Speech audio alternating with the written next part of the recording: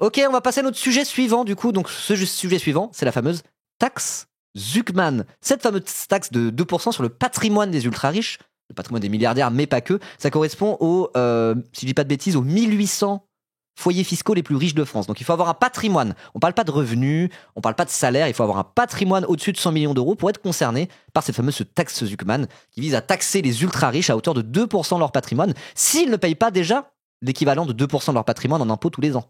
C'est pour compléter, c'est pour harmoniser la fiscalité et dire, bon, bah, ça serait bien qu'ils payent un impôt qui correspond à peu près à 2% de leur patrimoine total, ça paraîtrait être plutôt juste.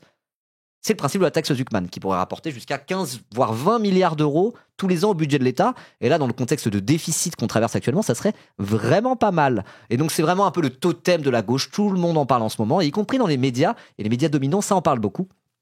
Et notamment, il y a eu quelque chose qui vient de se passer, c'est que Bernard Arnault, l'homme le plus riche de France et un des hommes les plus riches du monde, propriétaire de LVMH, Louis Vuitton, cette marque de luxe, ce groupe de luxe que vous connaissez tous, a commencé à s'en prendre à l'ami Gabriel Zuckman. Regardez ce qu'il a dit. Donc lui, c'est Bernard Arnault, hein, vous le connaissez, le chef de la famille Arnault, homme le plus riche de France, propriétaire de LVMH, PDG et propriétaire de LVMH, qui nous dit: on ne comprend pas les positions de Monsieur Zuckman. Donc Monsieur Zuckman, c'est un économiste très très renommé en réalité, qui a proposé, suite à ses travaux, de taxer en se basant sur le patrimoine des riches plutôt que sur leurs revenus et leurs salaires, pour justement éviter qu'ils fassent trop d'optimisation fiscale. On ne comprend rien.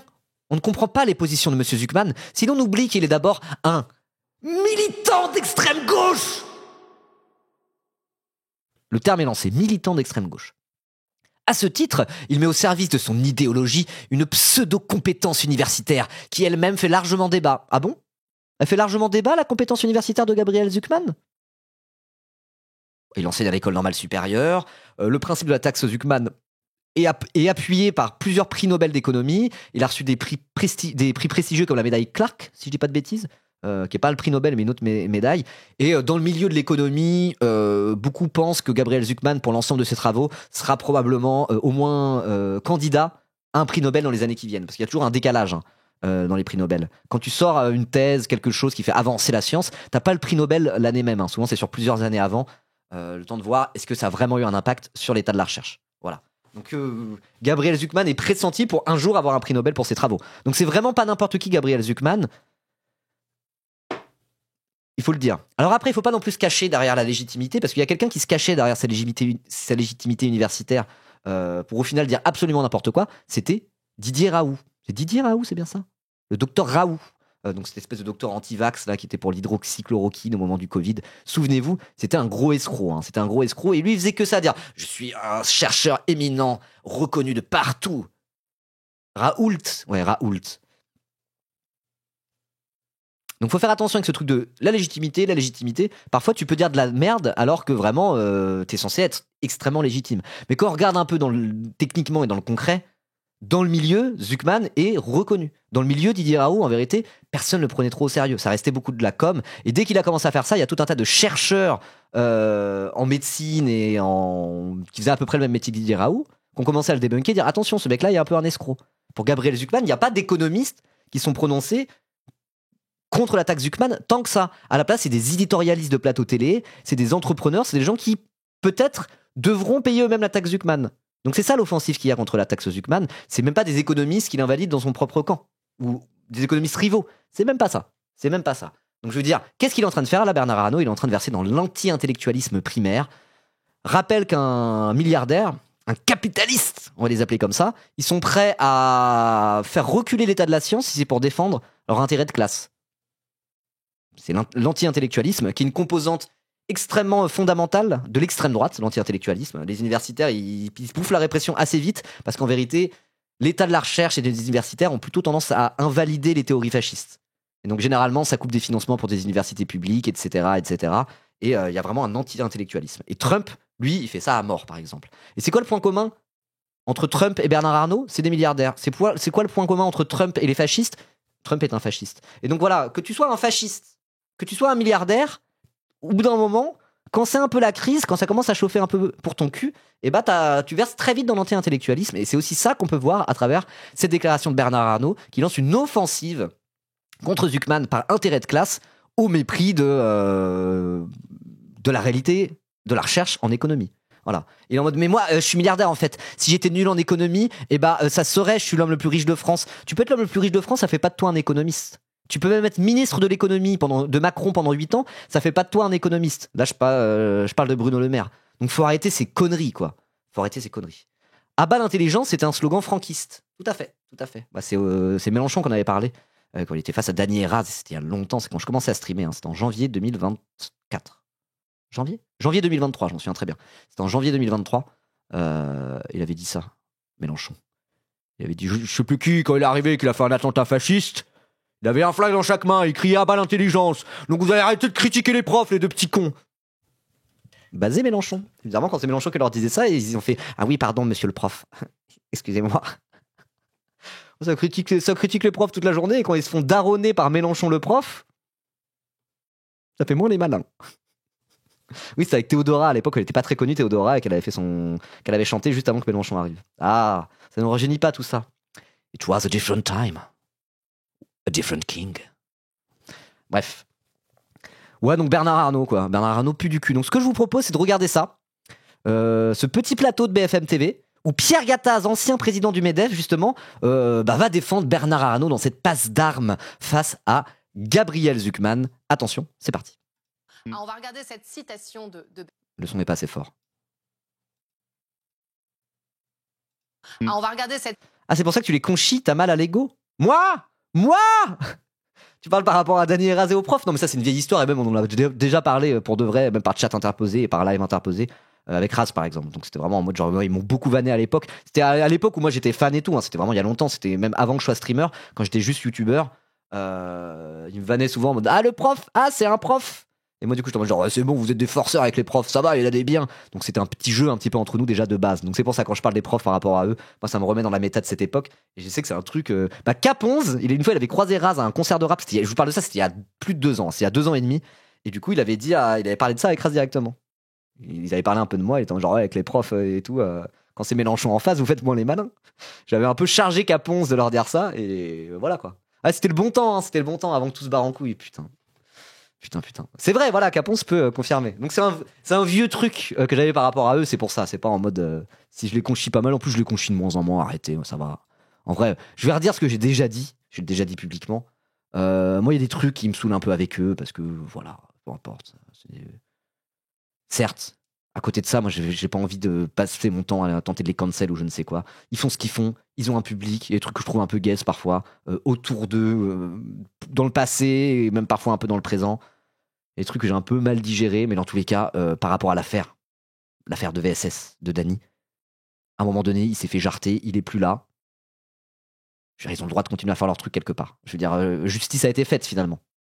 Quand on lit l'article de Mediapart avec le témoignage de la victime, elle a dit j'aimerais bien qu'il arrête d'avoir une parole publique et une influence comme ça parce que c'est horrible. Et ben il l'a plus. Donc je veux dire, à partir de là, je vais pas leur chier dans les bottes toute la journée et tenter de les cancel et de les critiquer tout le temps. Ainsi soit-il, que les choses continuent. Moi, j'ai pas envie d'être dans une forme de rivalité, de ressentiment par rapport à eux. Voilà, on est dans une forme de normalisation des relations et c'est très bien comme ça. Je sais que j'ai une partie de mon public qui les regarde aussi. Il n'y a pas de souci. C'est comme ça, même si à côté j'ai des reproches parfois à leur faire. Mais voilà, c'est plus de la petite vanne aussi sur certains trucs. On a le droit. Voilà. Et encore une fois, il y a des trucs au moment de l'affaire, moi, qui sont mal passés, qui sont vraiment mal passés. Mais évidemment, le discours sur le punitivisme, l'anti-punitivisme, etc., c'est réel, quoi. Moi, je vais pas être dans du ressentiment par rapport à eux toute ma vie, ça ne sert à rien, quoi. Ça ne sert à rien. Bref. On va regarder cette citation de Bernard Arnault qui parle justement de cette taxe Zucman qui va s'afficher à l'écran et qui dit Gabriel Zucman. Attends, il flex trop et tu prends des balles? J'ai pris des balles, moi, récemment. C'est quoi cette histoire? Non, mais quelle est celle-là? Moi J'ai pris des balles? Non, mais qui sont ceux-là? Vas-y, dites-moi, ça m'intrigue quand même. Bon, on peut faire ce réact, s'il vous plaît, là? On va regarder cette citation de Bernard Arnault qui... Il y a quelques jours, mais c'est passé quoi? Mais non, ils ont dit qu'ils voulaient t'inviter pour un Zawa Talk. Mais mettez-vous d'accord, les amis. Qu'est-ce que c'est que cette histoire? Tu n'étais pas franc? Je suis pas le seul à pas être franc. Je suis pas franc. Moi, j'ai jamais été sur un groupe à plusieurs où j'insultais tous les streamers autour de moi alors qu'ils faisaient 50 viewers et que moi j'en avais 2000 personnellement. Bref, ils veulent m'inviter, je savais même pas. Ah si, on a parlé vite fait. Bon, on en reparlera un jour. On va regarder cette citation de Bernard Arnault qui parle justement de cette taxe Zuckman qui va s'afficher. Je suis pas franc, alors désolé, je finis juste là-dessus. Je suis pas franc. Bon, ok. Moi, la dernière fois que j'envoie un message pour dire venez, on peut mettre les choses à plat, s'il vous plaît, on m'a pas répondu. Donc, normalement, de pas être franc, moi aussi, je peux dire la même chose. Sauf que d'habitude, je me retiens un peu de le dire publiquement. Ok, d'accord. Bon, c'est pour ça, moi, je pense que je devrais vraiment leur passer un coup de fil, mettre les choses à plat pour normaliser nos relations, parce que là, il y a des non-dits et ça m'énerve. Voilà. Ça m'énerve, mais c'est même pas une critique que je fais. Cette critique que je peux faire, ils font la même au final. Et pourquoi ? Parce qu'à aucun moment, les choses ont été mises à plat. Voilà. À l'écran. Et... Allez, on recommence. Pardon, s'il vous plaît. On passe à autre chose. C'est parti. Je fais un petit tunnel. On y va. Donc, la taxe Zuckman, on va regarder Pierre Gattaz qui défend Bernard Arnault.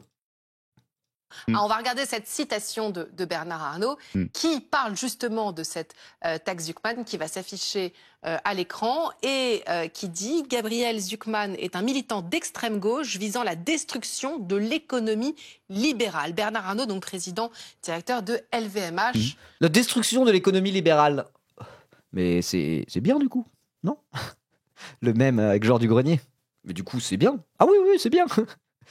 Destruction de l'économie libérale. Moi, j'aimerais délibéraliser l'économie, effectivement. C'est vraiment, ils ont qu'un mot à la tête, c'est l'économie libérale, c'est trop bien. Ils aiment pas le libéralisme ou quoi, ces gens-là ? Bah moi, oui, j'aime pas le libéralisme. Enfin, ça dépend. Si on parle de libéralisme philosophique, je suis pas un anti-libéral. Mais quand on parle de libéralisme économique et surtout le libéralisme économique actuel, l'économie de marché, le fonctionnement de l'économie de marché aujourd'hui en Big 2025, qu'on appelle parfois néolibéral justement, avec l'envolée des inégalités de patrimoine, etc. Oui, ça pue un peu la merde en fait, l'économie libérale. C'est pour ça qu'il faut la réguler beaucoup plus, pour qu'elle soit moins libérale et ça sera mieux. Oui, littéralement. C'est ça ton argument ? On veut la destruction de l'économie libérale ? Non, on veut une économie moins libérale. Ouais, bah ouais. Allez-y, vous êtes d'accord avec Bernard Arnault ? Mais je dirais c'est pire que ça. C'est une arme de destruction massive de l'économie. Une arme de destruction massive de l'économie. Est-ce qu'on ne devrait pas envahir l'Irak ? Est-ce qu'il ne devrait pas envahir l'Irak pour aller chercher ces armes de destruction massive économique ? Ça pourrait être une bonne idée, non ? Il devrait demander à l'armée américaine d'envahir Gabriel Zuckman parce qu'il prépare des armes de destruction massive. J'ai entendu dire que dans son bureau à l'école normale supérieure, il y avait de l'anthrax. Une arme de destruction massive. Ça va, dosez un peu, quoi. C'est quoi ces éléments de langage ? Faites votre propagande un peu moins fort, quand même. Vous êtes encore plus outrancier que moi, alors que je suis un gauchiste qui fait le malin derrière son écran. Je vais vous donner un exemple. Vous avez une société familiale qui a été créée après la guerre, qui fait 100 millions d'euros de chiffre d'affaires. Elle est dans la vallée de l'Arve, elle fait vivre 1000 personnes, 1000 familles, 3 usines, 4 usines. Les enfants ont repris, ils ont continué de s'acharner à développer sa boîte. La boîte fait, on va dire, 3% de résultats nets, ça fait 3 On s'en bat les couilles, attends, stop. Ton argument, il pue la merde, pourquoi ? Hop là. On s'en fout. Oui, mais c'est des gens qui ont réussi dans la vie et leurs enfants ont repris leur boîte. Je m'en bats les couilles de tes arguments de con. On s'en fout. Parlons de macroéconomie. On parle de politique budgétaire, on parle de fiscalité. Prenons un peu de hauteur. Arrêtons d'essayer de faire larmoyer dans les chaumières en disant ce sont des belles histoires de réussite à la française. On s'en bat les couilles, c'est pas un argument. On parle de macroéconomie, monsieur. Donc on va essayer d'être un peu sérieux et regarder des indicateurs macroéconomiques. Ok ? Monsieur l'ancien président du MEDEF. Regardez cette folie furieuse. Avec Macron, les ultra-riches s'accaparent tout et les inégalités explosent. Alors, l'effet Macron, c'est entre 2017 et 2024. Ces petits camemberts, c'est la part des 500 plus grosses fortunes françaises. Donc, c'est vraiment le haut du haut du haut. Hein. Pour dire la taxe Zuckman, ça concernerait les 1800 plus grosses fortunes françaises, ce qui est déjà très bien. Là, on parle des 500 plus grosses fortunes françaises, donc on est vraiment chez des milliardaires. En 1996, les 500 plus grandes fortunes françaises, en termes de patrimoine, le capital, la valorisation boursière de leur bourse, c'est du patrimoine. C'est considéré comme du patrimoine. Et justement, c'est tout l'argument qu'ils vont faire après qu'on va tenter de démonter. Donc tout ce patrimoine et ce capital des 500 plus grosses fortunes françaises, en 1996, c'était il n'y a pas si longtemps, hein, j'étais déjà né, j'avais 2 ans déjà, ça représentait 6% du patrimoine total de la France. Donc, c'est-à-dire que sur tout le patrimoine, toutes les entreprises, toutes les maisons, tout ce qui existe en France où on peut en être propriétaire ou pas, il y avait 6% de tout ça qui appartenait aux 500 plus grandes fortunes françaises. En 2024, on est à 42%. Allô ? Ça n'a pas de sens. Ça n'a pas de sens. Donc je veux bien qu'ils sortent son argument de c'est des petites entreprises familiales qui ont très bien marché. Maintenant, ils font du très bon résultat. Ok, on s'en bat les couilles. Comment ça se fait que ça représente 42% du patrimoine français ? Alors qu'en 1996, c'était que 6%. C'était pas le capitalisme, c'était pas l'économie libérale en 1996 ? Je comprends pas. Il n'y avait pas des entrepreneurs français qui gagnaient beaucoup d'argent, des industriels qui portaient l'économie française avec leurs grands projets. Tu prends leurs arguments à tous ces gens-là, tu les mets en 1996, ils ont les mêmes arguments.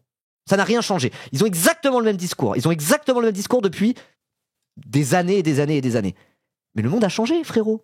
Regarde, en 1996, 6% du patrimoine total de la France, les 500 plus grandes fortunes, aujourd'hui, 42%.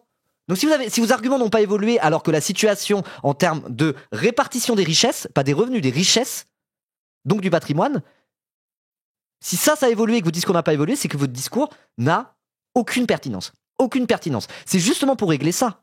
C'est pour faire rentrer 15 milliards d'euros supplémentaires dans le budget de l'État chaque année, certes, mais c'est aussi pour régler cette anomalie qui fait que quasiment la moitié du patrimoine de la France est possédé par les 500 personnes les plus riches de France. C'est indécent, ça n'a pas de sens. Et je veux dire, en 96, c'était bien après la chute de l'URSS. C'était les années fastes du capitalisme occidental. C'était que 6%. Donc venez, on s'attaque à ce problème-là parce que c'est un vrai problème. Ça marchait bien l'économie en 96, ça marchait mieux que maintenant. Il n'y avait pas de problème pour les entrepreneurs en 96, non? Ils aimaient bien la France en 96, les entrepreneurs. Alors comment on explique une différence pareille? Ah, c'est en pourcentage du PIB, pardon. Je vais se tromper, c'est pas patrimoine, c'est du PIB, c'est pas du patrimoine, tout à fait. Toujours est-il que ça montre bien que le patrimoine est surdimensionné, le patrimoine des milliardaires est surdimensionné par rapport au PIB. Merde, je me suis trompé dans ce que j'ai dit. Ok. Indécent, c'est quel RPG? J'avais un pote à moi d'internet qui s'appelait comme ça. Non, je me suis trompé, c'est le PIB. Bon, toujours est-il que ça change pas grand-chose. Si, ça change un peu mon raisonnement, zut. Ah, dommage, il était bien mon raisonnement. Cut, on l'a refait. Non, PIB, je voulais parler du PIB. Bon, toujours est-il que quand on voit des indicateurs comme ça, on se dit c'est pas possible. Ou alors, ce que ça veut dire, c'est qu'il y a une bulle spéculative qui concerne les 500 plus grandes fortunes de France. C'est ça que ça voudrait dire. Si le patrimoine est démesuré par rapport à la création de richesse, le PIB c'est la création de richesse, ça veut dire qu'il y a une bulle spéculative qui concerne tous les plus riches. Donc ça veut dire que l'économie de marché c'est un peu de la merde, ça crée des bulles spéculatives comme ça. Peut-être qu'on devrait dévaloriser ces entreprises en bourse à ce compte-là. Je ne sais pas, c'est pas du vrai argent apparemment. Vous savez ce qui permettrait de faire ça? La taxe Zuckman. On va continuer. Ah merde, je me suis chié dans mon argumentaire. Pardon, j'ai mal lu. 3 millions, il se verse 20% de dividendes de ces 3 millions, c'est-à-dire qu'il réinjecte 80% dans l'outil industriel tous les ans, c'est-à-dire 2,5 millions. Attends, quoi? On va dire 3% de résultat net, ça fait 3 millions. 3 millions, il se verse 20% de dividendes de ces 3 millions, c'est-à-dire qu'il réinjecte 80% dans l'outil industriel tous les ans, c'est-à-dire 2,5 millions. Donc il se verse 500 000 euros par an divisé par 10, 20 actionnaires, très bien. Qu'est-ce que va faire cette taxe Zuckman? Sur 100 millions de chiffre d'affaires, valorisé 100 millions, elle va obliger la famille à mettre 2 millions, donner 2 millions au fisc. Vous vous rendez compte, 2 millions sur 3 millions qu'ils ont payé et qu'ils ont... 2 millions? 2 millions, c'est 2% du patrimoine de Bernard Arnault? Bah non, je comprends rien. Reçu en dividende, en résultat net. Donc il reste 1 million à se répartir entre les actionnaires et l'investissement productif, c'est-à-dire il reste plus que 500 000 pour l'entreprise au lieu d'avoir 2,5 millions. Donc tous les ans, vous avez poussé... Je comprends rien, je ne comprends rien à ce qu'il raconte. Vous voulez dire des milliards au lieu des millions? Il s'est trompé, il dit millions au lieu de milliards? Il mélange tous les chiffres, vous avez compris? Je n'ai rien compris. Il n'y a que 3 millions de bénéfices pour LVMH. Les dividendes, vous allez ruiner l'investissement parce que vous allez mettre moins d'argent dans l'innovation, dans les équipements, dans la formation des gens, etc. Et donc... Oui, 100 millions, c'est le seuil d'application de la taxe Zuckman. Je sais bien. Je comprends. Petit à petit, vous allez couler la boîte. Et qu'est-ce qui va se passer? Pas de Arnaud. Il va se passer que, vu cette perspective-là, les enfants ou les gens ou les propriétaires des boîtes vont partir. Ils vont vendre, ils vont partir. Ils vont se dire, mais c'est de la folie. Moi-même, j'ai connu... Non, ils vont céder un peu des parts de leur boîte à l'État français qui en profitera pour avoir des dividendes là-dessus et gagner un peu de sous. Waouh, c'est grave. Il va y avoir 2-3% de LVMH qui vont aller à l'État français. C'est une dinguerie. Tout va s'écrouler si c'est ça. Bah vendez à l'État des actions, je sais pas. 20 concurrents. J'avais 20 concurrents en 93 quand je suis arrivé à Radial.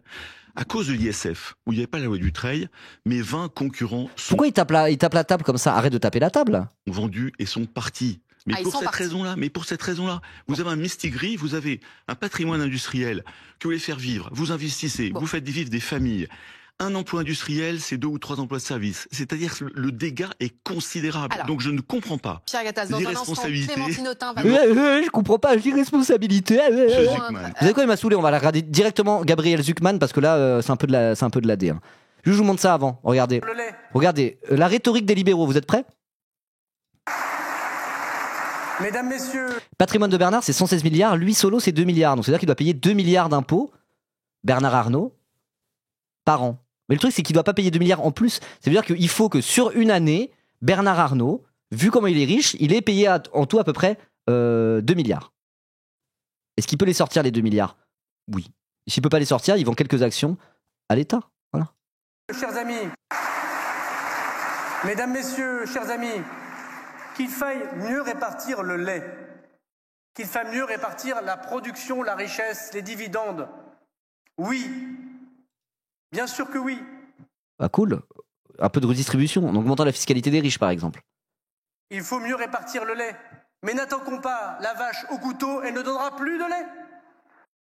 Ah, si on taxe trop les riches, après, ça n'aura plus de richesse, on ne pourra plus les redistribuer. Mais il y a déjà plein de richesses! Alors oui, c'est du patrimoine. C'est du capital. Effectivement. C'est pas du vrai argent. Mais qu'est-ce qu'ils s'en foutent alors? Si c'est pas du vrai argent, qu'ils donnent leur faux argent?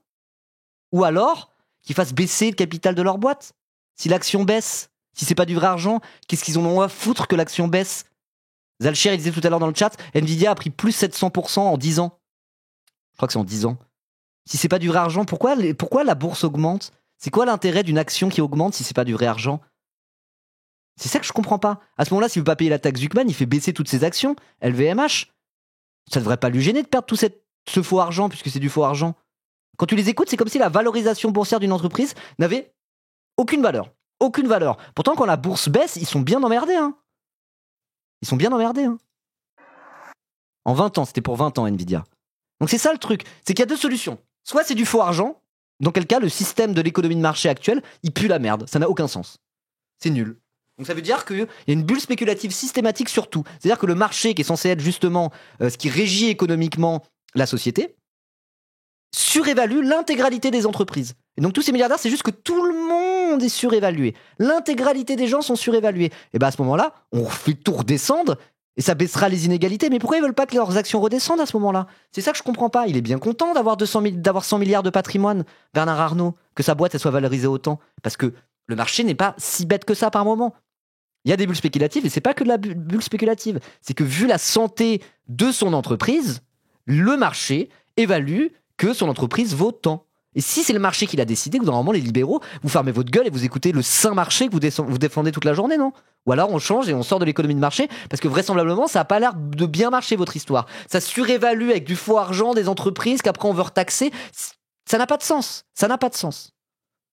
Bref, on va écouter Gabriel Zucman. Je me suis un peu embrouillé sur mes démonstrations. C'est un peu nul, donc je vous propose de voir Gabriel Zucman en parler, et on en parlera un petit peu mieux.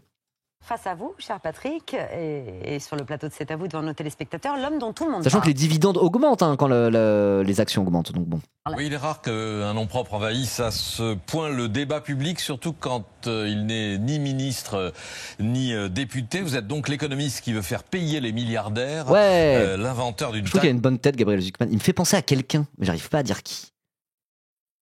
Sa tête me fait penser à quelqu'un, j'arrive pas à dire qui. Désormais au centre des tractations politiques.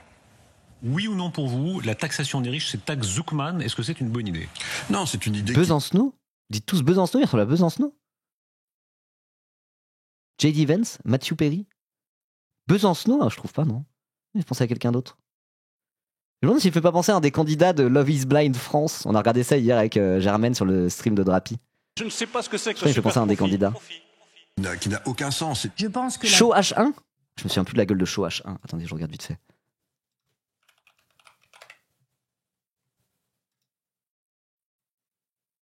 Merci Banner Moisa, merci beaucoup Banner Moisa pour ton 7e mois d'abonnement. Il ressemble à Show H1, tu trouves? Ah ouais, un peu. Il est sur Kick cet enfoiré? Moi je l'aime pas.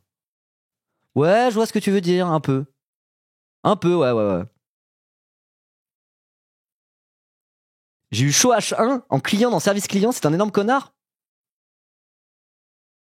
Oh bah. Bonjour, on dit des noms au pif. Mario du jeu vidéo Mario. Salut Bébuche, ouais, il ressemble à Mario, hein, je suis d'accord. Il ressemble à Mario. Il est plus sur Kik. Bon, bah tant mieux. C'est quoi ça? Ah non, c'est ce qu'on était en train de regarder, pardon. Taxe Zuckman n'est pas une bonne pige. Nous sommes favorables à la taxe Zuckman. C'est toute la vertu de la taxe Zuckman dont on parle beaucoup. Et maintenant, nous devrions nous régaler de la seule taxe Zuckman, mais ça ne suffit pas. La taxe Zuckman. Ouais, il a raison, ça ne suffit pas, il faut aller plus loin. Parce que moi, ce que j'aime bien avec la taxe Zuckman, c'est que ça soulève des problématiques où les gens ils sont en mode c'est pas du vrai argent, c'est de la propriété d'entreprise. Ah ouais? Ok, alors le problème, c'est pas une histoire d'argent et de revenus, c'est un problème de propriété privée des moyens de production. Bah ok, vas-y, on en parle alors. Ah d'accord, donc ils sont en mode c'est pas du vrai argent en fait, c'est la valorisation de leur capital en bourse, d'accord? Donc cet argent on peut pas le redistribuer. Ok? Dans ce cas-là, on arrête que les gens soient propriétaires d'autant de capital et on redistribue le capital directement aux travailleurs. C'est pas du vrai argent. Donc là, on peut le distribuer aux travailleurs. Dans ce cas-là, on peut collectiviser les moyens de production, non?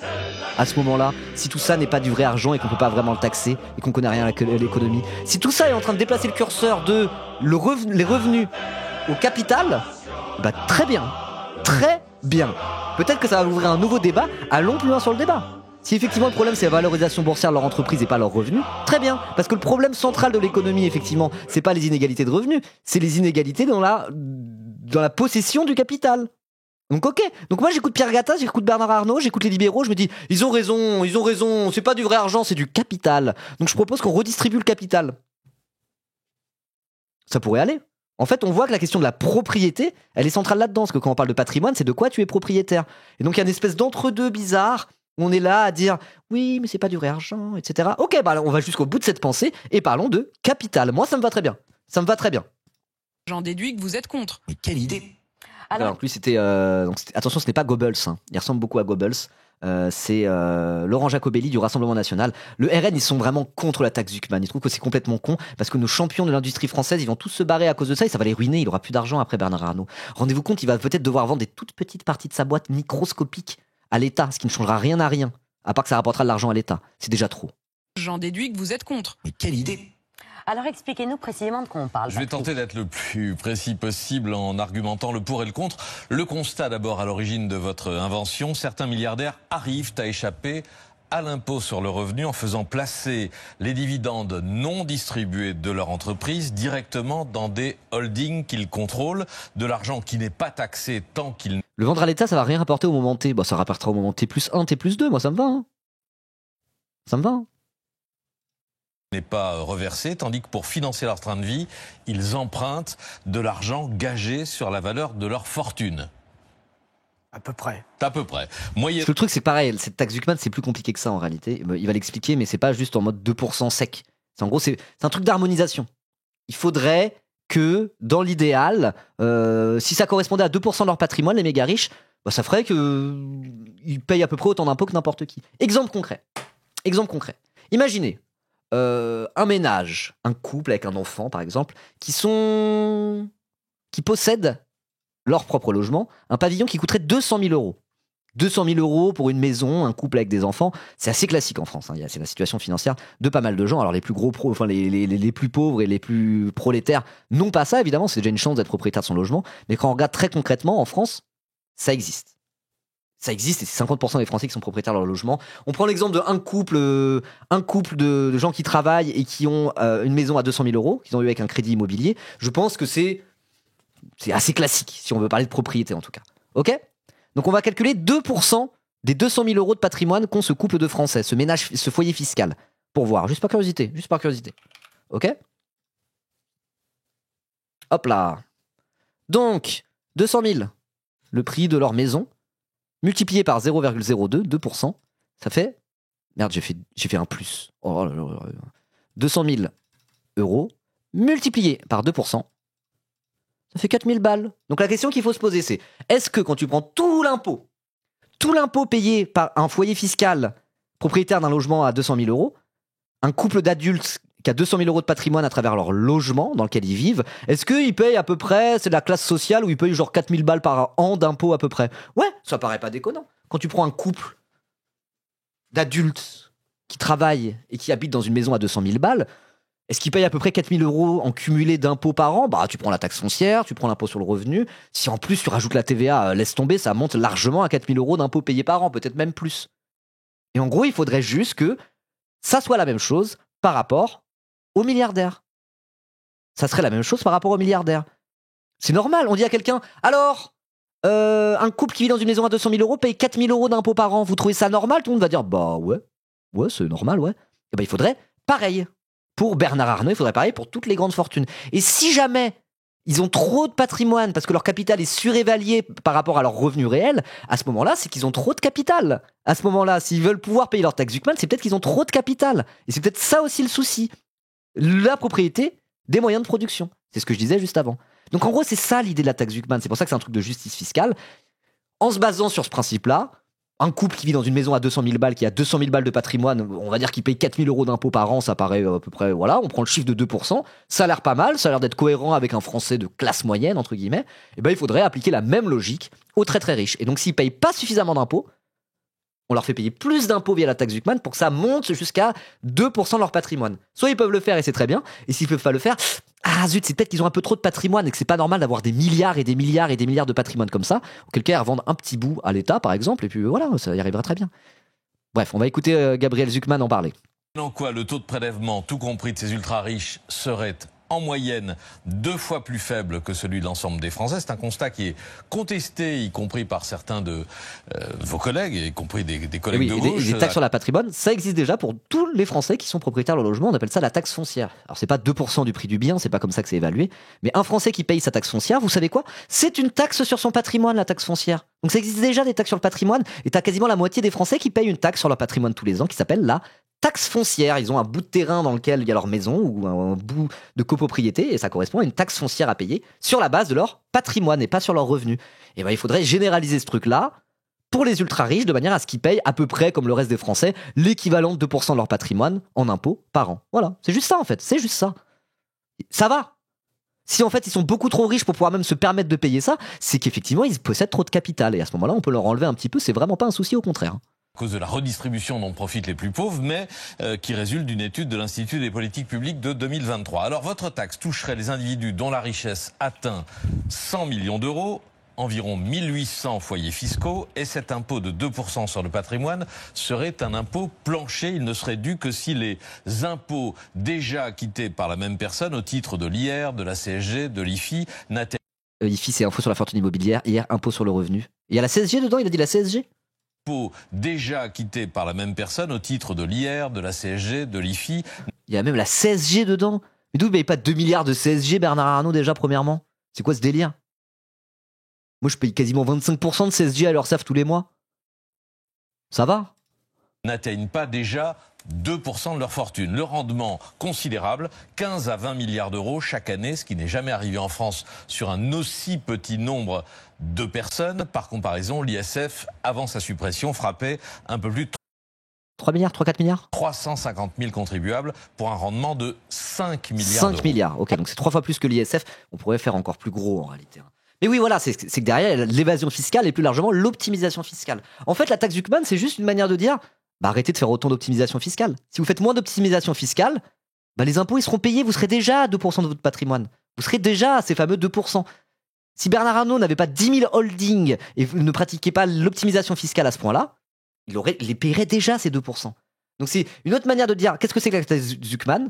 C'est quelque chose qui force un peu les propriétaires d'entreprises très riches, hein, on parle de 100 millions d'euros ou plus de patrimoine, ça considère 1800 foyers fiscaux en France, de en gros faire moins d'optimisation fiscale pour payer un peu plus d'impôts et que ça soit à peu près raccord avec le reste des Français. C'est juste ça. Il n'y a rien de mirobolant. Et tous ceux qui disent c'est impossible de le faire parce que le truc c'est qu'en fait ça ruinerait les gens et tout, vous êtes des mythos. Si ça vous ruine, bah vendez quelque part de votre boîte, vous aurez moins de patrimoine, vous aurez moins d'impôts à payer, faites moins d'optimisation fiscale. Il y a quand même plusieurs paramètres, quoi. Soit vous payez un peu plus, soit vous vendez un peu de part dans votre boîte, soit vous pratiquez un peu moins d'optimisation fiscale. Il y a plusieurs potards à régler qui font que, vous inquiétez pas, très techniquement, ils sauront le faire. Ils sauront le faire. Au mieux, ça peut soit rapporter de l'argent directement à l'État, soit ça peut permettre de redistribuer un petit peu tout ce capital et voilà, qu'ils soient propriétaires de moins de choses. Ce qui est bien aussi.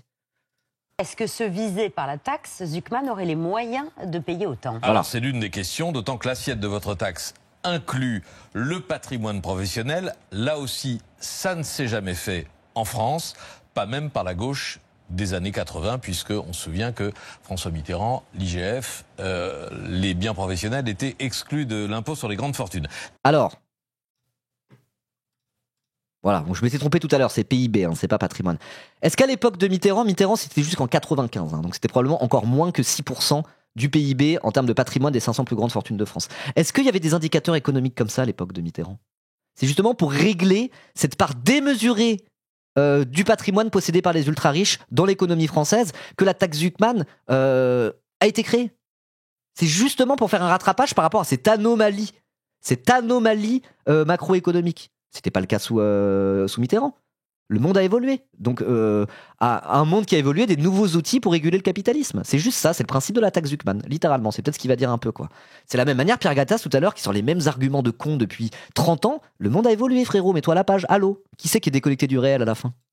Est-ce que certains entrepreneurs ne seraient pas condamnés à vendre tout ou partie de leur société pour payer votre impôt? Beaucoup citent le cas d'Arthur Mensch, le patron de Mistral AI, entreprise valorisée 14 milliards d'euros. Si ses fondateurs en détiennent 20%, ils devraient s'acquitter de 56 millions d'euros d'impôts par an, alors même que la société aujourd'hui ne dégage pas de bénéfices. Et même alors, si la société ne dégage pas de bénéfices, comment ça se fait qu'il possède des centaines de millions d'euros d'actions dans cette entreprise, si elle n'est même pas rentable? C'est un peu couillon. Je comprends pas. Pourquoi par le truchement du marché, les investisseurs du monde entier, réunis dans l'économie de marché, ont décidé collectivement que Mistral AI, boîte française, valait autant, s'il ne dégage pas d'argent?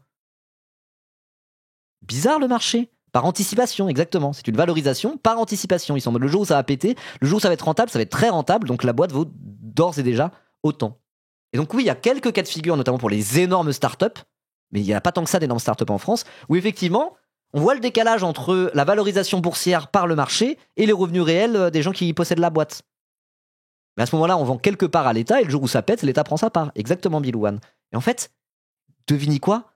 Le mec de Mistral AI, au fur et à mesure où la valorisation boursière a augmenté, en fait, il a vendu des parts petit à petit. Là, il est à 10%, je crois, des parts.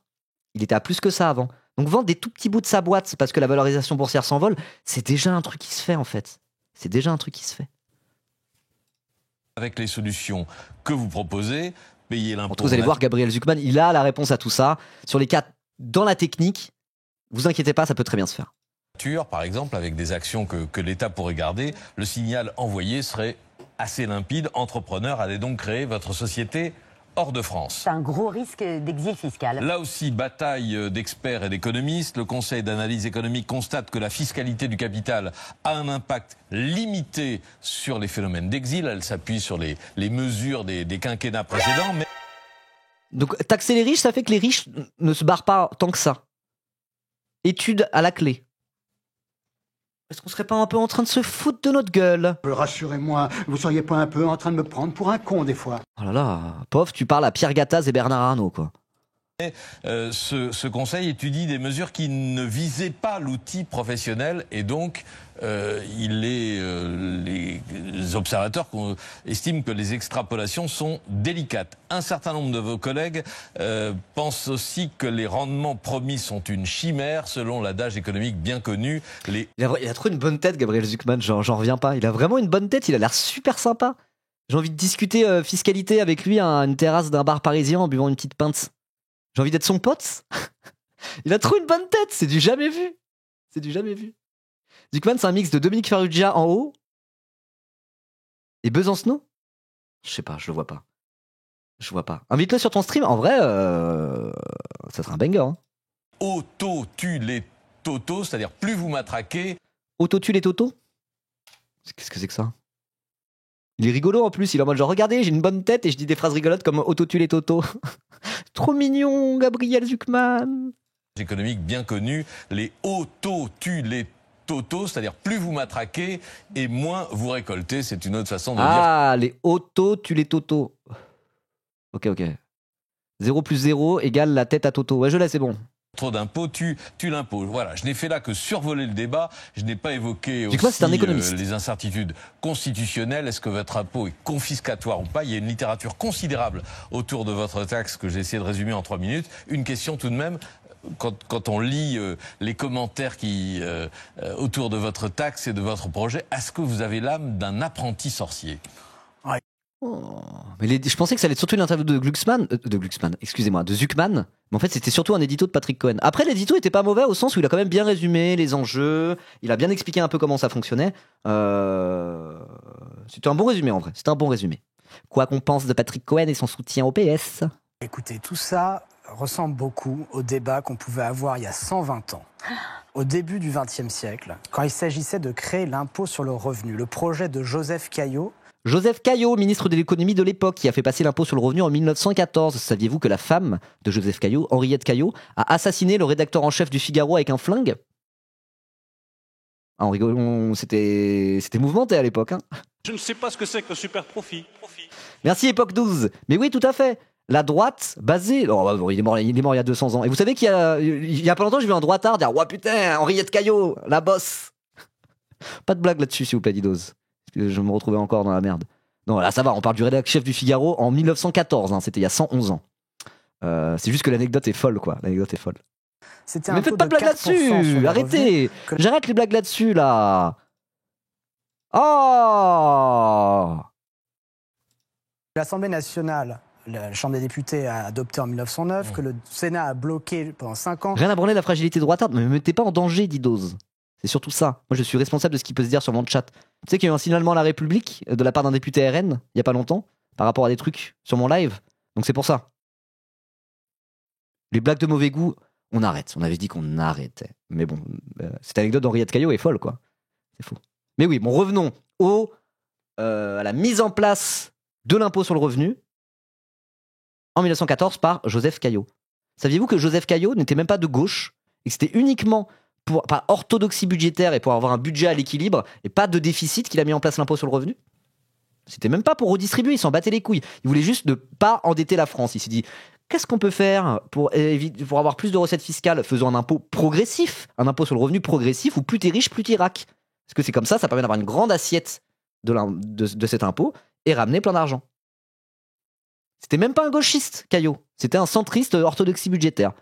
Comme quoi, les taxer les riches, parfois, c'est juste une idée de bon sens. Voilà. Le projet de Joseph Caillaux, c'était un taux de 4% sur les revenus que l'Assemblée nationale, la Chambre des députés a adopté en 1909, que le Sénat a bloqué pendant 5 ans, finalement a voté en 1914, un taux de 2% sur les revenus. Les adversaires de l'époque prédisaient toutes ces catastrophes dont vous nous avez fait la liste. Qu'est-ce qui s'est passé depuis? Non seulement elles ne sont pas produites, ces catastrophes, mais c'est l'inverse. Le bandeau? C'est quoi le bandeau? La taxe Zuckman fait débat? Attends, il y avait un autre bandeau? J'ai loupé un bandeau? Un risque d'exit fiscal? Ah non, le bandeau ici, j'avais pas vu! Gabriel Zuckman.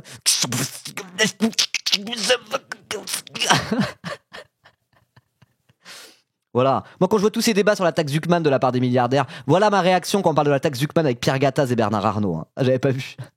Catastrophe dont vous nous avez fait la liste. Qu'est-ce qui s'est passé depuis? Non seulement elles ne sont pas produites, ces catastrophes, mais c'est l'inverse. La productivité a été multipliée par 10, parce qu'avec cet impôt progressif sur leurs revenus, on a pu bâtir notre fiscalité moderne, notre État social, investir massivement dans l'éducation, dans la santé, dans les infrastructures. Attends, pour qu'il commence à parler d'histoire, je suis désolé, hein, je commence à avoir un peu chaud. Il commence à parler d'histoire de la fiscalité. J'ai découvert assez récemment que l'histoire de la fiscalité, j'adorais ça. Et en plus, il y a peut-être des gens qui ont fait des études d'histoire. C'est souvent une matière quand t'es en fac d'histoire, en licence ou en master, que tu veux devenir prof d'histoire, etc. T'as souvent un cours magistral, un truc, un module où c'est histoire de la fiscalité. Et apparemment, les étudiants en histoire, il y en a plein, ils sont en mode histoire de la fiscalité, c'est chiant. Moi, c'est tout le contraire. Les trucs d'histoire de la fiscalité, vraiment, je suis en mode genre oui, vas-y. Oh oui, moi, je veux une émission de Gabriel Zuckman qui me parle d'histoire de la fiscalité pendant 2 heures, genre vraiment. Hein. C'est passionnant, parce qu'on se rend compte qu'en fait, c'est ultra central dans l'histoire de la France et de tous les pays. Comment évoluer la fiscalité? Parce que c'est un truc que je dis souvent, la fiscalité, l'impôt, qui est imposé, comment et qu'est-ce qu'on fait de cet argent, c'est un truc qui est ultra structurant dans comment on fait collectif à travers un État, et en tant qu'État-nation, quoi.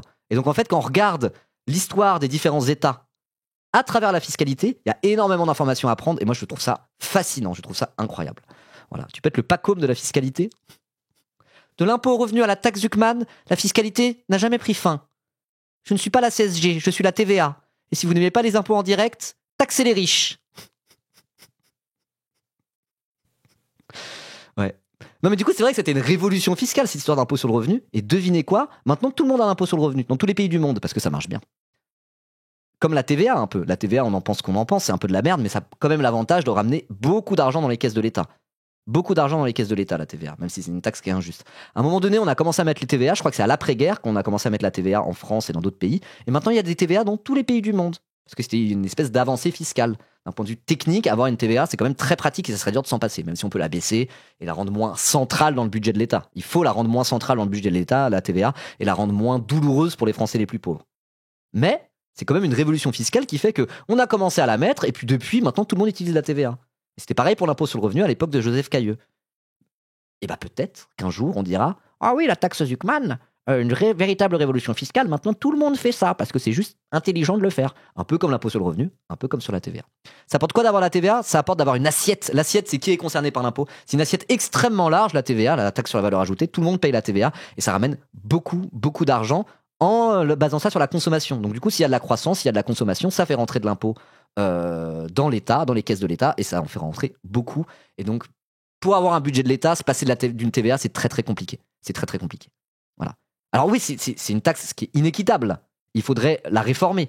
Je suis bien d'accord. Je veux dire, c'est un outil fiscal dont il est difficile de se passer aujourd'hui. À tort ou à raison. Parce qu'effectivement, c'est un impôt qui est régressif et il faudrait corriger ça. Il y a plein de trucs qu'il faudrait corriger. Moi, la TVA, je trouve... J'avais fait ma tier list de la fiscalité. Tier list des impôts, je l'avais mis tout en dessous de la TVA. Mais il y a quand même cette idée que ça rapporte tellement d'argent que c'est un outil dont c'est difficile de se passer et qui est maintenant appliqué dans tous les États-nations. Voilà. Qui sont le cœur de la croissance économique. C'est vrai. Et pour les revenus n'ont rien à voir avec le patrimoine. Alors, simplement, ce que fait c'est l'impôt le plus injuste, la TVA. L'impôt plancher que je défends, c'est pas le grand soir fiscal, c'est pas la révolution fiscale. Il vient simplement parachever la création. Je viens de dire, peut-être qu'un jour on dira que c'était une révolution fiscale, la taxe Zuckman. Il vient de dire, c'est pas une révolution fiscale. Bon, moi j'ai rien dit, pardon Gabriel, parle. C'est pas la révolution fiscale. Il vient simplement parachever la création de l'impôt sur le revenu. Pourquoi? Parce que aujourd'hui, les milliardaires, ils ne le payent pas, ou presque, l'impôt sur le revenu. C'est ça que les études ont démontré. Grâce à un travail au long cours, en partenariat avec l'administration fiscale, les chercheurs ont pu quantifier le montant d'impôt sur le revenu payé par les milliardaires français, et il est extrêmement faible. Pour le dire très concrètement, c'est si tous nos milliardaires partaient demain s'installer aux îles Caïmans, leur facture fiscale baisserait à peine parce qu'elle est très faible. Les recettes fiscales de la France baisseraient de 0,02% du PIB. Tout compris. Combien? 0,02% du PIB, ouais, c'est pas grand-chose. Hein. C'est pas grand-chose. Pour dire, le déficit, il est à quoi? Là, la dernière année, là, alors que sachant que c'était vraiment un gros déficit, c'était quoi? C'était 7% du PIB au maximum, quelque chose comme ça. Là, on parle de 0,02%, c'est que dalle. C'est vraiment que dalle. Donc c'est une façon de dire, ils font tellement d'optimisation fiscale, déjà les grands groupes et les grosses holdings, 5% c'était 5%, 5,2 l'an dernier. C'est monté à 7%, c'était peut-être pendant le Covid. Mais voilà, on est de l'ordre, donc on a plus de 5% de points de PIB en déficit chaque année. Et là on vous dit, ça ferait perdre, ça creuserait le déficit de 0,02%, donc c'est rien. Pourquoi c'est rien? Parce qu'ils font déjà tellement d'optimisation fiscale que c'est comme s'ils habitaient pas en France, en réalité. Et donc là, du coup, ils menacent de quoi? De se barrer avec les emplois, c'est ça? Ils font du chantage, on va arrêter de créer de l'emploi? Allez vous faire foutre, normalement, c'est pas possible. Donc encore une fois, on en revient à ce que je disais au début. La taxe Zuckman, c'est juste une manière de dire, vous arrêtez avec l'optimisation fiscale à ce point-là et avec l'évasion, c'est pas possible. L'optimisation, ça n'existe pas dans mon lore des eaux. Si, en vrai, pour moi, c'est pas tout à fait... Parce que l'optimisation fiscale, en vrai, même des petites entreprises, ou pas des petites entreprises, des petits médias, machin bidule, font une forme d'optimisation fiscale, mais qui est pas délirante, quoi. Vous voyez? Et parce que c'est ça où ils n'arrivent pas à... Je sais pas, il y a des niches et tout, mais des structures, par exemple, qui sont sous forme de certaines formes de coopératives, avec des statuts particuliers, parce que ça correspond à un truc d'intérêt général, c'est aussi une façon d'optimiser un petit peu fiscalement pour que la boîte puisse tourner. Donc, au contraire, l'optimisation fiscale, c'est un truc qui est assez généralisé. Mais c'est juste... Quels sont les effets de cette optimisation? Et chez les grands groupes, l'effet de l'optimisation, c'est que ils payent pas d'impôt sur le revenu. C'est comme s'ils habitaient déjà pas en France. La confession, alors moi mon statut c'est micro-entrepreneur, vous avez tout, c'est très simple. Sur tous mes revenus, je paye 24,2%, si je dis pas de bêtises, 24-25% à l'URSSAF en termes en cotisation sociale chaque année, chaque mois. Et voilà. C'est juste ça, moi. Mon régime, il est ultra simple. Donc, non. Mais oui, comme les trucs sur l'héritage, il y a des trucs d'optimisation, effectivement.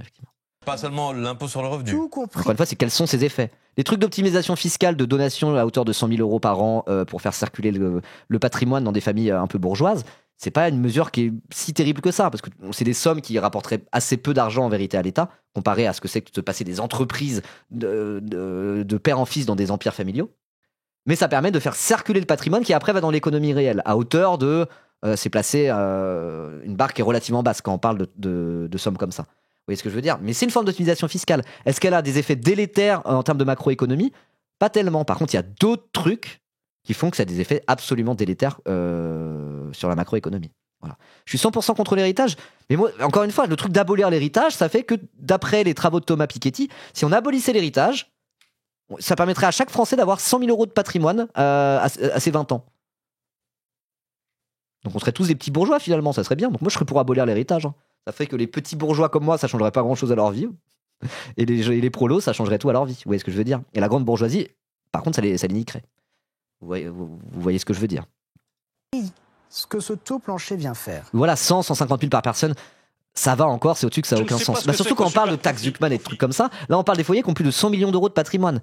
Allez demander aux foyers consacrés par la taxe Zuckman, par tout ce truc-là, ce qu'ils pensent du truc des donations à hauteur de 100 000 euros. C'est de l'argent de poche qu'ils filent à leurs gamins pour eux, ça. C'est rien.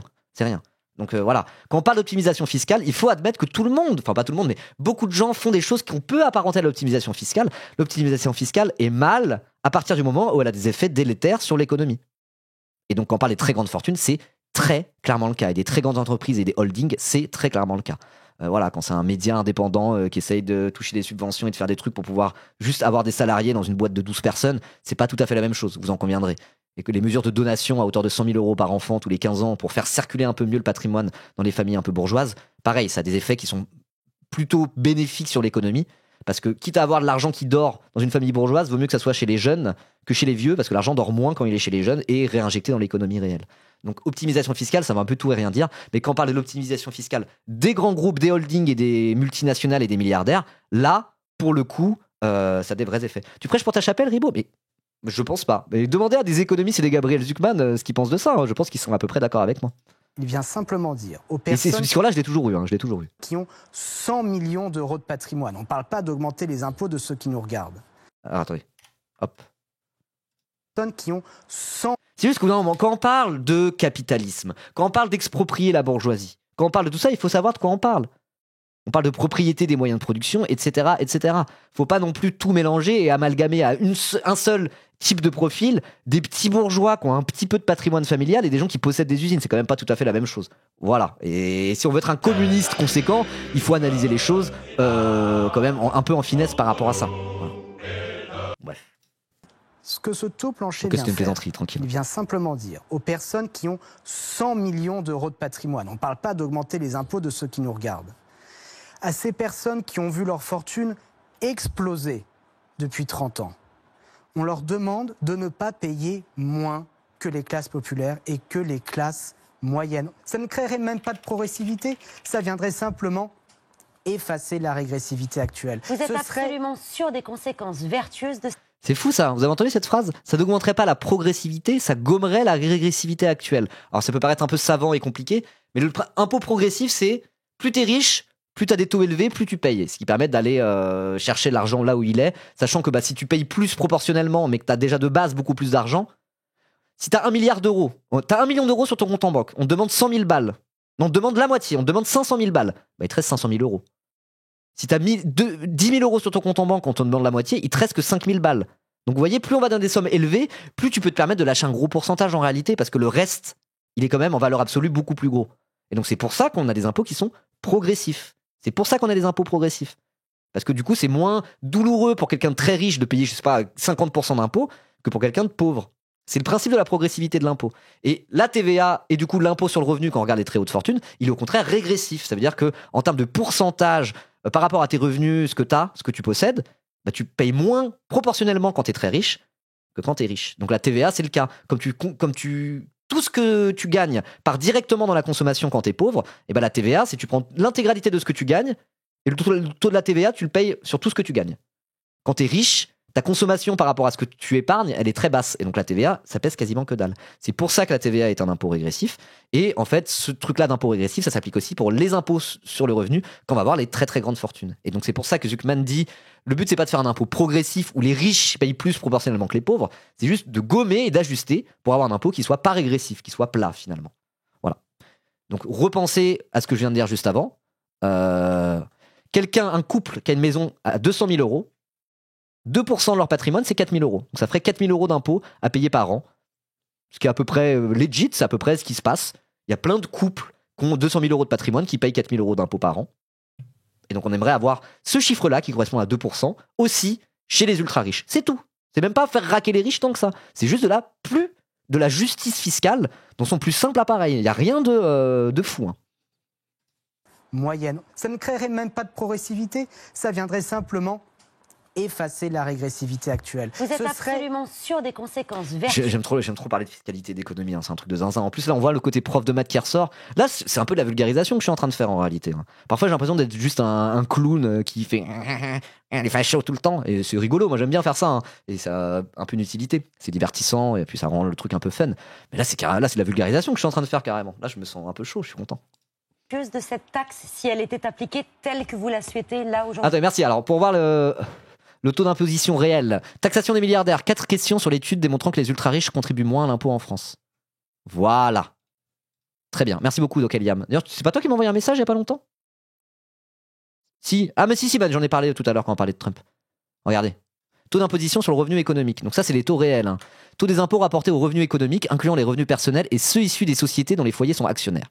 Ok ? Donc attention, c'est logarithmique. Attention. L'axe c'est logarithmique. Donc là, ça commence. Là, c'est que sur les 10% les plus riches. En gros, on a zoomé sur le bout de la courbe. Donc là, tous les 90% des Français les plus pauvres, ils sont même pas dans le graphe. Donc là, c'est vraiment les ultra méga giga riches, tout à droite. Là, c'est juste les méga riches. Là, c'est les très riches. Là, c'est les riches de fou. Et là, c'est les riches normaux. En gros, c'est ça. Vous voyez, il y a 5 trucs.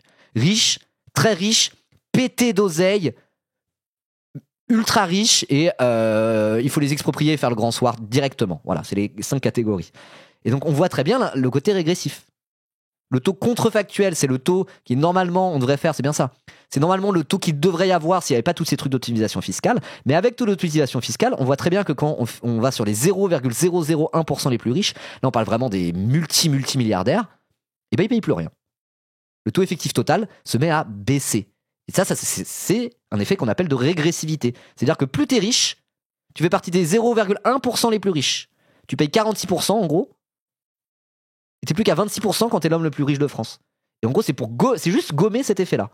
La taxe Zuckman cherche à gommer cet effet-là qu'on voit sur la courbe, de régressivité tout au bout de la courbe pour les méga ultra giga riches, pour la rehausser comme ça, hop là, et que ça soit plat. C'est juste ça la taxe Zuckman. Ça vise juste à faire ça. Et en fait, juste faire ça, ça concerne les 0,1% les plus riches et surtout les quelques milliardaires, ça rapporterait 15 milliards d'euros par an. Ce qui est loin d'être dégueulasse dans un budget de l'État. Rappelle que les économies qu'ils voulaient faire pour réduire le déficit avec le budget de Bayrou, c'était 40 milliards d'économies, 44 milliards d'économies. Et là, ça serait déjà 15 milliards. Donc plus d'un tiers. Juste en gommant ce petit effet régressif sur les très grandes fortunes. Banger en vrai, non ? C'est trop bien la taxe Zuckman. Et pourtant, quand on voit le niveau des arguments de Pierre Gattaz tout à l'heure sur BFM TV, là, alors pardon de le dire, ils sont nuls à chier ces gens-là. Ils savent pas de quoi ils parlent. Même moi, qui n'ai aucune formation en économie, je suis quand même ancien prof de maths, je sais lire des graphiques, mais ça s'arrête à peu près là. Même moi, je suis beaucoup plus pertinent qu'eux. Allez-y, venez en débat face à moi. Là, je vous ai montré, corriger la régressivité des taux d'imposition réels sur les très hautes fortunes. Voilà, viens Pierre Gattaz, viens me le dire en face à face que je sais pas de quoi je parle, gros con. Oh, bref, on reprend. Et en France ? Je pense que l'idée qu'en demandant aux milliardaires de payer ce que les autres catégories sociales payent, l'idée que ça conduirait à un effondrement civilisationnel complet et définitif, relève... D'ailleurs, vous êtes plein là, n'hésitez pas à lâcher des follow si vous découvrez maintenant. Je ne fais pas que de la vulgarisation en macroéconomie comme ça, comme un gros prof, mais j'en fais aussi si vous trouvez ça intéressant et divertissant. N'hésitez pas à lâcher un follow ou même un sub d'ailleurs. Non, de la femme. on y vient, on n'en est pas là, mais le risque d'exode fiscal, vous le balayez. Alors, parlons de l'exil fiscal. Parce qu'on va reprendre vraiment point par point les critiques qui sont faites à cette taxe. Alors, d'abord, il y a la question de l'exil fiscal. Bien sûr, je peux comprendre l'inquiétude. Et pour réfléchir à cette question, le point de départ le plus solide, c'est de se fonder sur les études universitaires qui existent, qui montrent que l'exil fiscal, il n'est pas nul, mais il est marginal. Il y a Zulrander aussi. C'est des travaux qui ont été faits par tous les économistes qui travaillent sur cette question depuis des années. Mais qui concernent assez rarement les biens professionnels, j'y reviens. Mais qui concernent différents impôts sur la fortune, y compris l'impôt sur la fortune danois, par exemple. Outil de travail, quasiment... Elle a quasiment dit moyen de production. Je vous dis, si on continue dans cette direction de débattre sur le capital des ultra-riches, et c'est ça qu'il faudrait taxer, il y a un moment donné, l'angle fiscal n'est plus suffisant en fait pour parler de tout ça. Et en fait, on voit que le problème, c'est un problème de propriété, figurez-vous, et pas un problème de revenu. C'est pas trop par la fiscalité qu'au final qu'on va le régler. Moi, j'ai l'impression qu'aller dans ce débat-là, c'est pour ça que j'aime bien tout ce débat autour de la taxe Zuckman, c'est que ça nous permet d'aller au final dans le cœur du problème, c'est-à-dire la propriété privée des moyens de production finalement. Et j'ai hâte du moment où on pourra aller un cran plus haut et dire oui, vous avez raison messieurs, les libéraux, c'est pas du revenu, donc venez, on socialise aux entreprises, comme ça au moins il n'y aura plus de problème. Qui incluait ce que vous appelez les biens professionnels, c'est-à-dire les grosses détentions actionnariales. Donc, il y a eu l'exemple danois a montré que les rendements étaient beaucoup plus faibles qu'attendus. On va en parler, mais une chose après l'autre. Pour l'exil fiscal, ce qui est très important de comprendre, si au moins on pouvait comprendre une chose à l'issue de tous ces débats, ce serait que l'exil fiscal, c'est pas une loi de la nature. On choisit de le tolérer, mais on peut aussi le combattre. Bah merci, putain, merci de le dire. Il y a des choses qui sont en mode genre c'est pas une loi de la nature, effectivement. C'est pas, c'est des choix de société en fait. Là, c'est le moment de prendre des choix de société. Et si le seul choix de société qu'on a à nous proposer, c'est s'étouffer sur la bite des milliardaires et subir leur chantage permanent, je suis désolé, mais c'est un projet de société qui pue la merde en fait. Ça va. La proposition de loi qui a été adoptée à l'Assemblée nationale en février, il y a un bouclier anti-exil qui vient soumettre les candidats à l'exil fiscal, les gens qui se délocaliseraient, à l'impôt minimum pendant 5 ans après leur départ. On pourrait aller plus loin, on pourrait dire 10 ans, 15 ans. Les États-Unis c'est ce qu'ils font, le font jusqu'au restant de leur jour. Alors on n'est pas obligé d'aller aussi loin, mais en tout cas on peut ne pas faire ce qu'on fait. Si, allons aussi loin. Si les Américains le font, on peut bien le faire aussi. C'est la France, on est les champions du monde du prélèvement obligatoire, le pays le plus gauchiste du monde. Aujourd'hui, qui est de dire, si vous partez, on arrête immédiatement de vous taxer. Je veux la suite, moi. C'est ça la suite? Combien ça rapporte? Ok, on regarde la suite. On en revient à la proposition. Je passe trop un bon moment là, j'adore. Intègre l'outil de travail dans le calcul du patrimoine. La VOD durera 2h30, c'est pas grave. Que ne faisait pas l'impôt sur la fortune. Il y a des cas rares de patrons d'entreprises technologiques. Voilà, c'est ça dont je voulais parler aussi. Patrick a cité notamment Mistral, qui valent cher mais qui ne font pas de résultats. Qu'est-ce que vous dites à leurs patrons? Débrouillez-vous pour trouver l'argent et pour payer l'impôt? D'abord. Oui. Débrouillez-vous, vendez un bout de part. Alors là, je sais déjà ce qu'il va dire. Il va dire, actuellement, comment il s'appelle? C'est Mensch. Il va dire, actuellement, il possède 10% de la boîte. Avec la taxe Zuckman, il serait obligé de lâcher 0,5% de la boîte tous les ans. Et en bout de 5 ans, il serait à 8% de la boîte. Et au final, ça change que dalle. Il va dire un truc comme ça, vous allez voir. Dans la grande majorité des cas, ça va être plus de 90% des cas. Oui, apparemment, il y a 100 foyers fiscaux où effectivement, ils auraient des problèmes de liquidité pour la payer, cette taxe Zuckman. Les liquidités existent pour payer cet impôt plancher à un taux de 2%. Pourquoi? Parce que la rentabilité moyenne des fortunes de plus de 100 millions, elle est égale à 6%, largement plus que 2%. Maintenant, il est vrai qu'il y a des cas, par exemple Mistral, de sociétés qui valent cher et qui ne font pas encore de bénéfices. Que fait-on? La réponse la plus simple, c'est de permettre de payer en action, c'est-à-dire en nature. Voilà. Alors, qu'est-ce que ça... Payer en nature, quand c'est un économiste qui parle, c'est en action. C'est pas payer avec du sexe. Comme quoi, c'est marrant. Hein. Quand t'es un capitaliste, filer des actions de ta boîte, c'est aussi humiliant pour eux que de devoir coucher pour réussir. Vous voyez ce que je veux dire? Payer en nature, c'est ça normalement quand on dit payer en nature. C'est comme offrir leur corps. C'est comme offrir leur corps, offrir les actions de leur entreprise. C'est aussi important et sacré pour eux que leur propre corps, quoi. Ça veut tout dire, hein. Il a dit qu'il était OK pour payer plus, Mensch, de Mistral. Non. C'est une dinguerie, donc il nous pète les couilles depuis 2 semaines en mode genre Monsieur Mensch de Mistral, notre glorieuse start-up française, lui il pourrait pas payer, vous croyez qu'il va vouloir vendre 1% de ses actions à l'État? Et le mec il est en mode genre bah oui, je peux le faire pour mon pays, non? Aïe, aïe, aïe, aïe, aïe, aïe, aïe, aïe, aïe, aïe. Un exemple concret pour que tout le Ah, monde... je savais pas, il a dit qu'il était OK. Il a dit je partirai pas, moi je le fais, il y a aucun souci avec la taxe Zuckman. Il a dit ça. Mais c'est leur seul exemple. C'est leur seul exemple. Et si on parle aussi beaucoup de Bernard Arnault, et après ça aussi j'aimerais le dire, Bernard Arnault c'est un cas aussi un peu exceptionnel parce que c'est de l'industrie du luxe. Ces milliards et ces milliards de Bernard Arnault, c'est un truc qui est un peu en cercle fermé dans la bourgeoisie, ce qui représente toute la thune qui circule dans les cercles bourgeois. Donc il y a un truc où c'est un peu déconnecté de l'économie, de la création de richesse réelle, Bernard Arnault. Non, c'est pas ça qu'il a dit. Il a pas dit ça exactement. Il a dit que c'était important de payer les impôts en France car il est fier d'être français. Il est un peu quand même pour la justice fiscale. Il dit OK pour payer plus mais pas la taxe Zuckman. Bon, on va le convaincre. OK, d'accord. Les infos de chat sont pas safe, c'est quoi ces histoires? Les 3 fondateurs de Mistral, aujourd'hui, ils ont 10% de Mistral chacun, 30% à eux 3. Imaginons que pendant 10 ans, Mistral ne fasse pas de bénéfices. Ça voudrait dire qu'à l'issue de ces 10 ans, très progressivement, ils auraient transmis 6%. Attends, très intéressant le gueuloir. LinkedIn est bizarrement assez agréable à scroller en ce moment avec des patrons qui sont pour la taxe Zuckman. Ah ouais? Il y a des patrons sur LinkedIn qui sont pro-taxe Zuckman?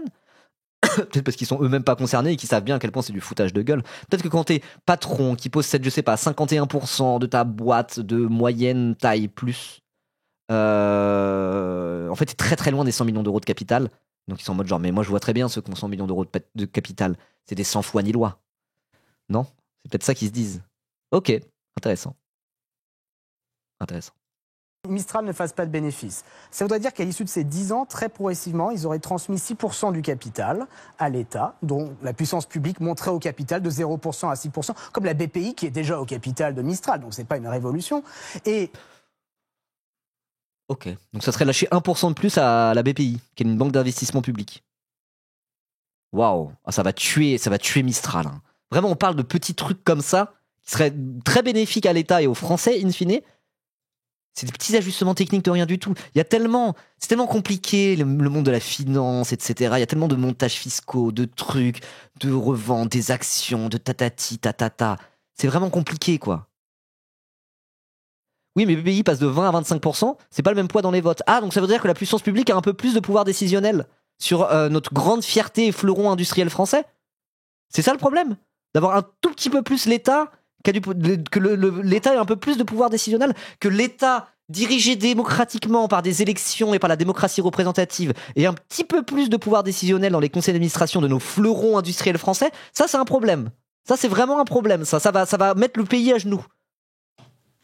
Où sont les patriotes, hein, j'ai envie de dire? Où sont les patriotes, hein? Ces actions, on pourrait les mettre dans un fonds. Après, salut Echarpe. Après, si Mistral fait 0 bénéfice pendant 10 ans, eh ben ça coule surtout non. Je comprends rien à ce qu'il raconte. Oui, mais c'est parce que c'est une start-up. Si elle est autant valorisée en bourse, cette start-up, c'est parce que le marché estime que quand elle va commencer à faire des bénéfices et quand elle va commencer à être rentable, elle va être très très rentable. Sans ça, elle serait pas évaluée à autant de milliards. Voilà. D'accord, quand tu vois la gestion de Macron, avoir plus de parts dans les boîtes privées, tu trouves pas que c'est problématique? Non mais oui d'accord, mais à ce moment-là il faut pas d'État parce que l'État pourrait être emparé par des fascistes. Et si Marine Le Pen arrive au pouvoir, l'État ça va devenir de la merde. Donc il faut pas d'État à ce moment-là. Ça c'est toujours pareil, il y a une ambivalence dans ce que c'est que l'État.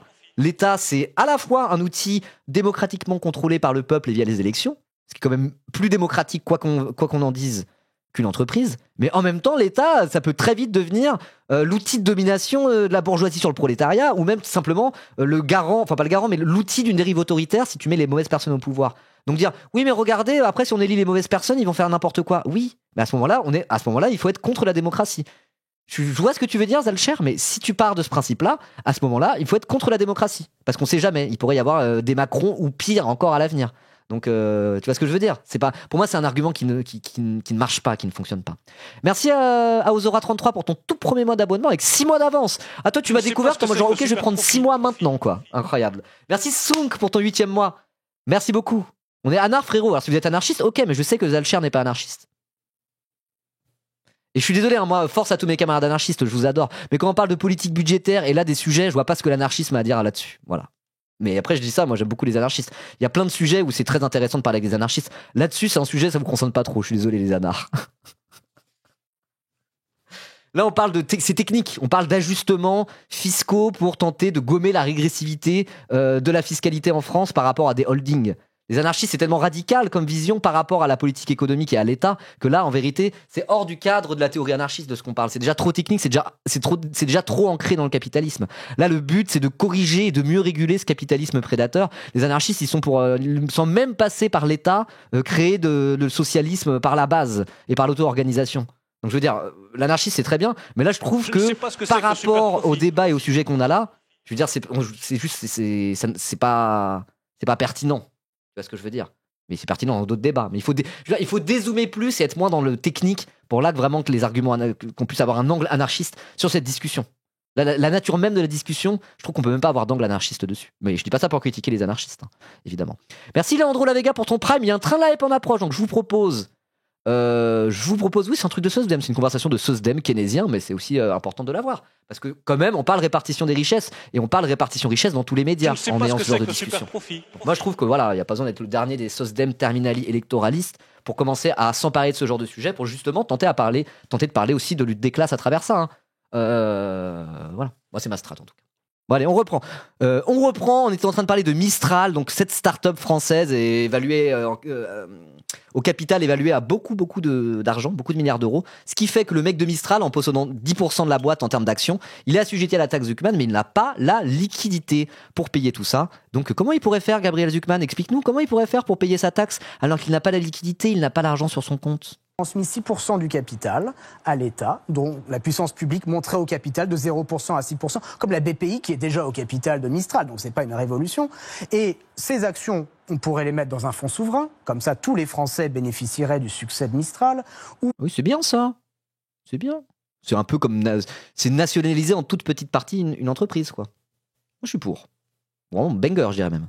Bien, l'État pourrait choisir de les revendre aux salariés de l'entreprise, ou s'il n'y a pas assez de preneurs, à d'autres investisseurs. Les entrepreneurs, ils vont avoir envie de diluer leur capital avant même d'avoir gagné de l'argent. Non mais personne n'a envie de payer des impôts. Une forme Personne n'a envie.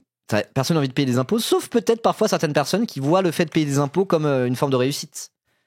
Genre moi, les toutes premières fois que j'ai payé mon URSSAF, bon j'avais un peu le seum parce que ça faisait moins d'argent que prévu dans ma poche, mais quand j'ai commencé à gagner suffisamment d'argent sur Twitch pour créer ma micro-entreprise et vraiment devenir un professionnel, bah le fait de payer mon URSSAF chaque mois et de quand même réussir à vivre de ça, pour moi c'est un symbole de réussite. Et là-dessus je m'inscris comme dans la vieille tradition de la Grèce antique, où il y a toute une partie de la société, les méga riches, les ultra riches de l'époque, et ben ils étaient fiers de payer un impôt que eux seuls payaient. Comme ça c'était en mode genre, grâce à moi ce gymnasium a été érigé en gloire à Athéna.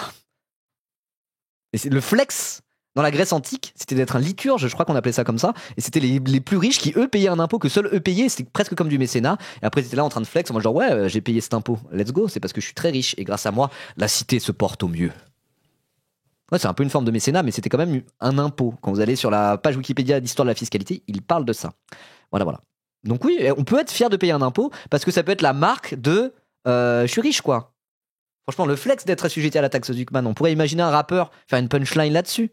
En mode voilà, avant j'étais moche dans la tête, aujourd'hui je plais à Eva Mendes. Là ça serait avant j'étais tout le temps dans le mal en fin de mois, aujourd'hui je paye la taxe Zucman. Vous voyez ce que je veux dire? Donc on peut être un peu content de payer des impôts, mais bon, on n'est jamais content de perdre de l'argent à cause des impôts. Ça c'est clair. De la même manière que quand la SNCF est en grève, oui ça fait chier quand tu loupes ton train. Tout le monde est d'accord pour dire ça. Mais c'est pas une raison pour invalider la grève, évidemment.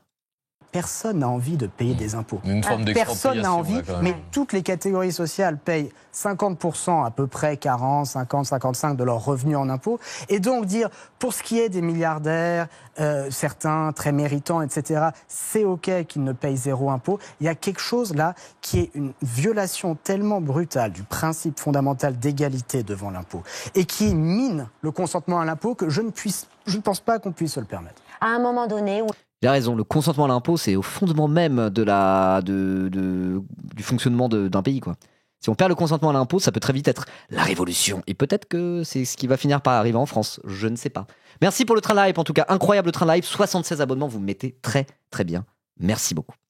La Chine, les États-Unis investissent massivement dans l'innovation. Est-ce que c'est pas un contresens stratégique que de s'en prendre en quelque sorte, que de cibler les entrepreneurs, ce que beaucoup vous reprochent?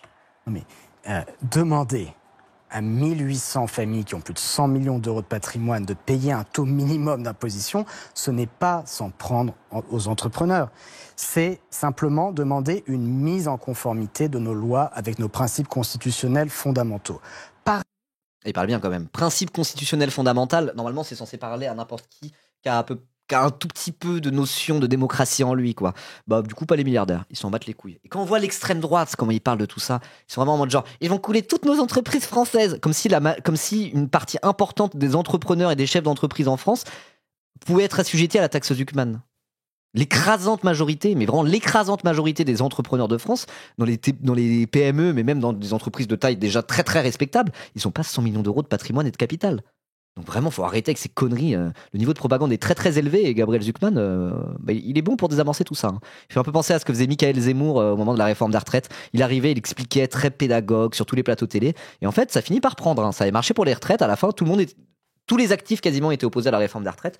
Le travail qu'a fait Michael Zemmour à ce moment-là, il a été salutaire. Et peut-être que Zuckman, il est un peu en train de faire ça. Zuckman, vous l'appelez Zuckman plutôt ? Moi, je vais dire Zuckman. Ailleurs. Ce qui va faire la productivité, la compétitivité de la France à l'avenir, c'est pas de permettre à quelques personnes de ne pas payer d'impôts, c'est d'investir massivement dans l'éducation, dans l'université, dans la recherche, dans l'enseignement supérieur. Investissement qui ne va être possible que si on règle nos problèmes de dette et de déficit public et que l'on libère les ressources nécessaires pour procéder à ces investissements. Est-ce que votre taxe va permettre d'améliorer la croissance française ? La question a été posée ce matin à Michel-Édouard Leclerc sur BFM. Oh, votre question a été posée à un grand patron. Donc Michel-Édouard Leclerc, c'est le patron du groupe Leclerc, les supermarchés. Je ne sais pas s'il est assujetti à la taxe Zuckman, lui. Si, il est milliardaire. Il est milliardaire, lui. Donc lui, c'est considéré comme un des patrons à peu près corrects dans ce pays, des grands patrons. Il est souvent invité comme étant un grand patron respectable, Monsieur Leclerc. Lui, il maltraite pas trop ses employés. Lui, ça va, c'est un bon. Lui, c'est un vrai gentil, quoi. Bon, en tout cas, c'est comme ça qu'il est présenté dans les médias, mais ça reste un milliardaire. Pour moi, c'est un épouvantail. Ça marche politiquement parce que c'est un drapeau de la révolte, mais ça fait pas fonctionner l'économie. Je pense que non, tout seul, ça ne fait pas fonctionner l'économie. Ça rapporte quand même 15 milliards aux finances publiques par an, donc c'est quand même pas rien. C'est quand même pas rien. Ça s'inscrit dans les discussions de la politique budgétaire qu'on a depuis 1 an avec la dissolution. Ça s'inscrit quand même très très bien dans toutes ces séquences de politique budgétaire, quoi. Ça pourrait être une variable d'ajustement budgétaire à même de réduire le déficit. Non ? Alors oui, c'est pas l'alpha et l'oméga de la politique, la taxe Zuckman. Mais ça va au bout d'un moment. On peut essayer au moins. Ça n'apporte pas de solution pour la croissance. Moi, mon truc, c'est pas la revanche sociale, c'est la croissance. Votre taxe, c'est de la revanche. Moi, je veux faire de la croissance. Bah, créer de l'emploi si tu veux faire de la croissance au lieu de garder tout pour toi, là, comme un glouton. Oh non, j'ai mangé tous les dividendes, j'ai mangé tous les bénéfices. Si vous utilisez l'argent des aides aux entreprises pour créer de l'emploi, ça fait quoi ? Ça crée de la croissance. Parce que ça fait des gens qui ont accès à un emploi, qui ont une augmentation de leurs revenus, ils vont tout dépenser en consommation. Parce que c'est comme ça que la plupart des Français vivent. Ils épargnent peu, la plupart des gens. Tu prends les 50% de Français les plus pauvres, tout ce que tu gagnes, tu le dépenses de toute manière. Et vous savez quoi ? Comment on calcule le PIB ?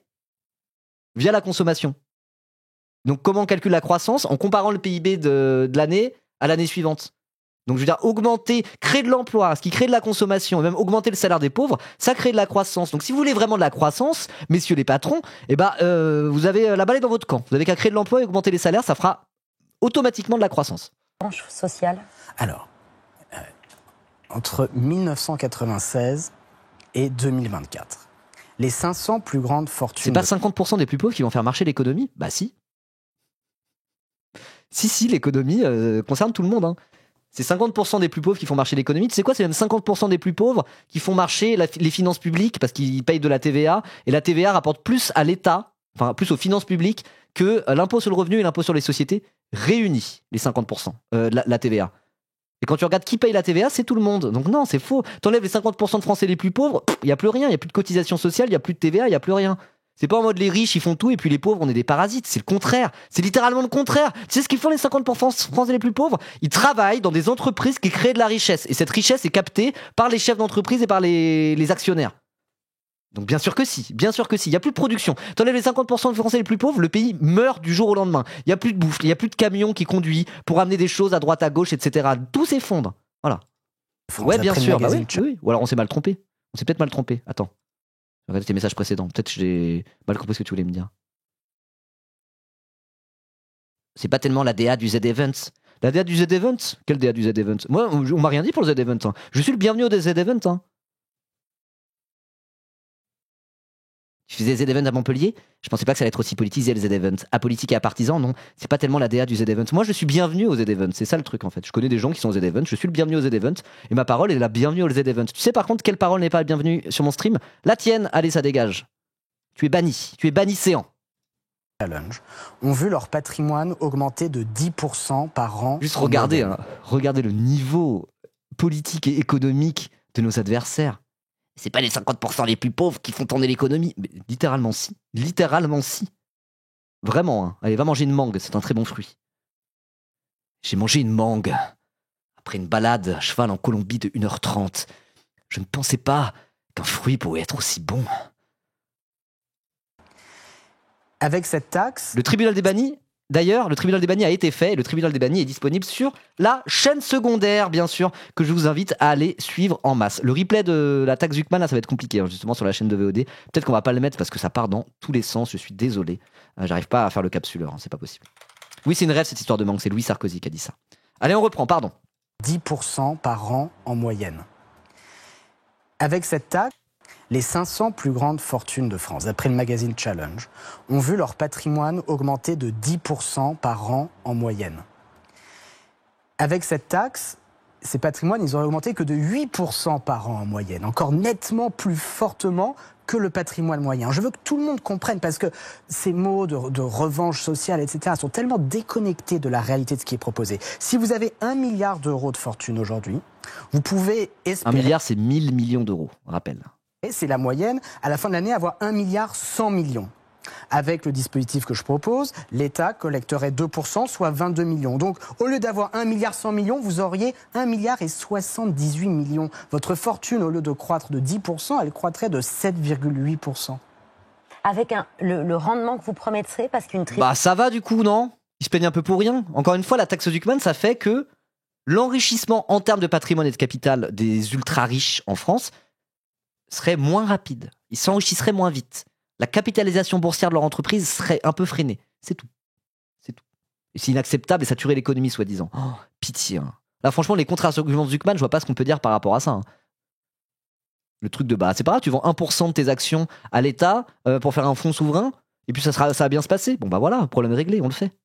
Une de plusieurs économistes pointait la semaine dernière dans Le Monde que cette taxe, elle ne générerait pas 20 milliards d'euros de recettes, mais seulement 5. Comment vous expliquez cette différence d'échelle considérable? Ah, ça c'est intéressant. J'ai beaucoup de respect pour les travaux de Philippe Aghion sur l'innovation. Quant à moi, ça fait 15 ans que j'étudie ces questions de grande fortune, que j'essaie de cartographier leur richesse, d'objectiver leurs techniques d'évasion fiscale. Et c'est en étudiant tout ça et en particulier l'expérience historique en matière d'imposition des hauts patrimoines, que je suis arrivé à la formulation de cette proposition, qui prend le contre-pied de ce qui a été fait historiquement. L'impôt sur la fortune, tel qu'il a été pratiqué en France, comme dans la plupart des autres pays européens, ne fonctionnait pas. Il était truffé d'exonérations, de plafonnements, de déductions, qui sont autant de machines à optimisation. Donc si on se... C'est pour ça que ça a rapporté que 5 milliards au max, l'impôt sur la fortune. Je rappelle que les macronistes, au moment de supprimer l'impôt sur la fortune, Macron, c'est le premier truc qu'il a fait. Il a supprimé l'impôt sur la fortune, il l'a remplacé par un impôt qu'on appelle l'IFI, l'impôt sur la fortune immobilière, qui rapporte beaucoup moins. Voilà. Et qui épargne encore plus les milliardaires de chez milliardaires. Bref, peu importe. On va pas rentrer dans le détail. C'était quoi l'argument des macronistes quand ils ont supprimé l'ISF? Ils ont dit « Oh, ben vous savez, c'est un impôt très inefficace, hein, ça rapportait assez peu en final. Hein. C'était pas ça qui faisait les finances publiques de la France. Donc on va le supprimer, ça marchait mal. » Et là, du coup, on va avoir un impôt qui s'apparente un petit peu à l'impôt sur la fortune, mais qui justement est plus carré et qui oblige beaucoup plus les riches à payer leur dû. Et ils sont en mode, mais c'est pas possible, on peut pas le faire. Donc, soit on avait une mesurette qui marchait pas assez, vous l'avez supprimée parce que ça marchait pas assez. Et là, on a un truc qui marche mieux. Et au final, vous en voulez pas. Donc, soyez honnêtes et disez juste, non, on aimerait que les milliardaires continuent à gouverner totalement ce pays à la place du peuple. Sur cette expérience passée, vous avez raison, il n'y a pas énormément de recettes fiscales à attendre d'un impôt sur les très grandes fortunes.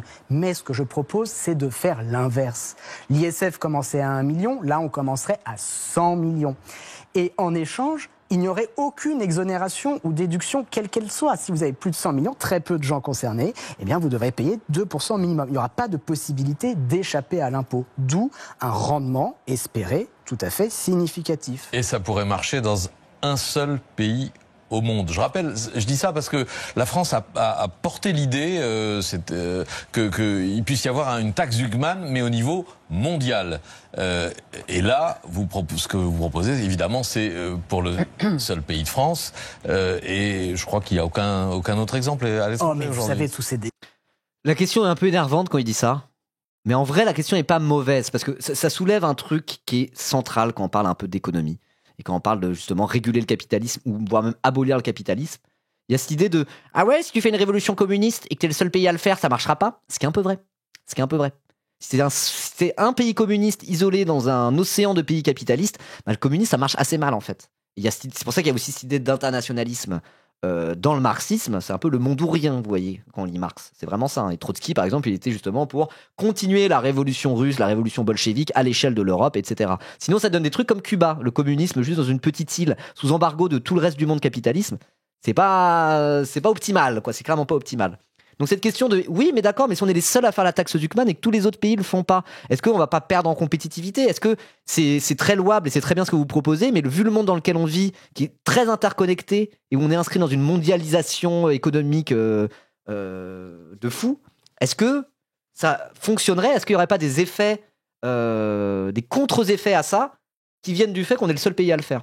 Et en vrai, c'est une vraie question. C'est pas si évident que ça d'y répondre. Hein. C'est pas si évident que ça d'y répondre. Donc, quand t'es communiste et que ça parle de ça par rapport au communisme, bah, tu réponds, bah oui, mais c'est pour ça qu'on est internationaliste, nous. Mais là, du coup, c'est pas forcément une idée qui est si simple à répondre. Je pense que la réponse, c'est bah ouais, on peut être les premiers à le faire, et puis après, il y a d'autres qui suivront. Je sais pas si en France, on était les premiers à faire l'impôt sur le revenu, mais s'il se trouve qu'en 1914, la France était le premier pays d'Europe à voter un impôt sur le revenu avant les autres, et que maintenant, il y a l'impôt sur le revenu dans tous les pays du monde, si je dis pas de bêtises, enfin en tout cas dans tous les pays libéraux, bah, du coup ça fera un très bon contre-argument. Je sais pas si c'est le cas, mais c'est peut-être le cas. Ces débats, ils ont lieu dans les autres pays aussi forts, et depuis plusieurs années, là, ils n'ont pas attendu la France. Je vais vous donner l'exemple des États-Unis. Oui. En 2019, Elizabeth Warren, elle voulait créer un impôt sur la fortune de 5% au-delà de 1 milliard. Bernie Sanders, 8% au-delà de 10 milliards. Pas 2. Mais vous les avez conseillés l'un et l'autre. Oui, mais... Je le rappelle. Ça, c'est marrant un peu. Ok. Je savais pas qu'il avait conseillé Bernie Sanders. Ah, my man Gabriel Zuckman. Hein. Je vais l'inviter, ça sera lui l'invité surprise de la Donation Gold du Z-Event. J'aimerais trop l'inviter, parler de ça avec lui. J'aimerais trop. Troisième. Je préparerais mon sujet de zinzin, je serais en mode genre, parle-moi d'histoire de la fiscalité, Gabriel. Parle-moi, c'est du miel à mes oreilles. Oh oui, parle-moi de Henriette Cailleux. J'aimerais trop. Hein. Après, je pense qu'il a un emploi du temps très très chargé.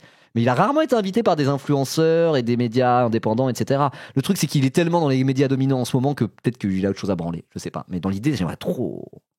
Que le troisième, qui s'appelait Joe Biden, président des États-Unis, qui avait fait et que j'ai conseillé sur cet aspect-là. En plus, un militant d'extrême gauche, d'après Bernard Arnault, il accepterait peut-être de venir. Avait fait campagne, une fois qu'il est devenu président, qui avait fait campagne contre ses propositions, mais une fois élu président, il a mis dans son budget une billionnaire income tax, un impôt sur les milliardaires, qui était non pas au taux de 2%, mais de 25%. C'est-à-dire que son projet, il faut bien que tout le monde comprenne. Joe Biden, il voulait taxer à 25% tout le stock de plus-value latente. C'est-à-dire que les fortunes, les 500 challenge, qui ont vu leur richesse augmenter de 200 milliards en 2010 à 1200 milliards aujourd'hui, donc 1000 milliards d'enrichissement, lui, il voulait prendre 25% de ça. Et en plus, 25% sur l'enrichissement chaque année. C'est un contre-projet avancé par certains d'ailleurs, taxer les plus-values latentes plutôt que de faire la taxe Zuckman, ici, dans le débat. Alors, si on fait une taxe comme le proposait Joe Biden, 25% sur 1000 milliards, vous seriez pour. On récupère donc 250 milliards, je suis pour. Pierre. Allez, camarade Joe Biden. Joe Biden, pourquoi il l'a pas fait ? Pourquoi il n'a pas fait sa super taxe ? Ça avait l'air bien ? Peut-être parce que les États-Unis, tu peux rien faire dans tous les cas. Je pense pas qu'il aurait forcément voulu le faire à ce point-là, premièrement. Et de toute façon, la démocratie et les institutions américaines sont faites d'une telle manière qu'il y a la stabilité des institutions. C'est la plus vieille république du monde, certes, mais pour faire bouger un peu les choses, bonne chance, bon courage. faire des lois un peu ambitieuses très vite. Les institutions sont faites d'une telle manière que c'est pas possible. C'est retoqué soit au Sénat, soit à la Chambre des représentants, soit par la Cour suprême. Puis comme c'est un État fédéral, c'est compliqué de faire une loi qui s'applique à tous les États. Ce qui fait que voilà, des politiques économiques un peu ambitieuses aux États-Unis, depuis Franklin Delano Roosevelt, ça s'est pas trop vu quoi. Attendez, je voulais dire un truc. Oui, il y a un message intéressant de Simonovic, qui est notre patron du chat. Voilà, c'est pas un gros gauchiste, lui, c'est un patron, c'est un entrepreneur. En tant que petit patron et entrepreneur de la tech, ce projet de taxe m'inquiète. Non pas parce que je serai concerné un jour, mais parce que je crains que ça freine énormément les investissements étrangers. Qui va investir dans une boîte qui risque de devoir céder ses parts à l'État pour payer ce type d'impôt? Je sais pas. Moi, je pense que si ça n'inquiète pas la santé économique des dites entreprises, de céder 2-3% de ses parts à l'État, je pense que les investisseurs, ils en ont rien à foutre. Les investisseurs, ils sont en mode genre, est-ce que j'aurai un retour sur investissement? Oui ou non? Je pense que s'il y a une partie du capital des entreprises en France qui appartiennent à l'État, l'investisseur, il regarde, il se dit, ok, est-ce que la boîte va me rapporter de l'argent? Si je leur prête du pognon, oui, je donne. Ils s'en battent les couilles après est-ce que l'État est plus ou moins dedans. Regarde la Chine. La Chine, l'État est tout puissant économiquement. C'est lui qui décide ce que font les entreprises. C'est un capitalisme d'État. C'est le capitalisme, c'est les entreprises privées. Il y a des investisseurs, etc. Mais c'est un capitalisme d'État qui est totalement dirigé par l'État centralisé à partie unique qui décide ce que font les entreprises ou ce que font pas les entreprises. Est-ce que ça empêche les investisseurs d'investir en Chine? Non, parce qu'il y a une activité économique démentielle en Chine et il y a du bif à se faire en fait. Alors que l'État a ses doigts dans toutes les entreprises. Et c'est autre chose que donner 2-3% de part de certaines grandes entreprises à l'État dans des fonds souverains comme propose Gabriel Zucman. Est-ce que ça empêche les investisseurs d'investir en Chine? Non. Et puis ça peut être un gage de stabilité d'avoir l'État au capital aussi. Tout à fait. Donc là-dessus, en vrai, je peux comprendre ton inquiétude, mais je pense vraiment qu'il n'y a aucun souci à avoir avec ça. Hein. Regarde, Mitterrand, en 81, il a nationalisé toutes les banques de France. Ça n'a pas coulé la France économiquement. Ça va. Donc bon. Voilà, les gros doigts de l'État chinois, les gros doigts de Xi Jinping dans toutes les entreprises. Ça dérange pas la Chine pour devenir la super puissance économique qu'elle est devenue. Hein. Donc bon, voilà. Je pense que c'est pas un souci, moi, personnellement.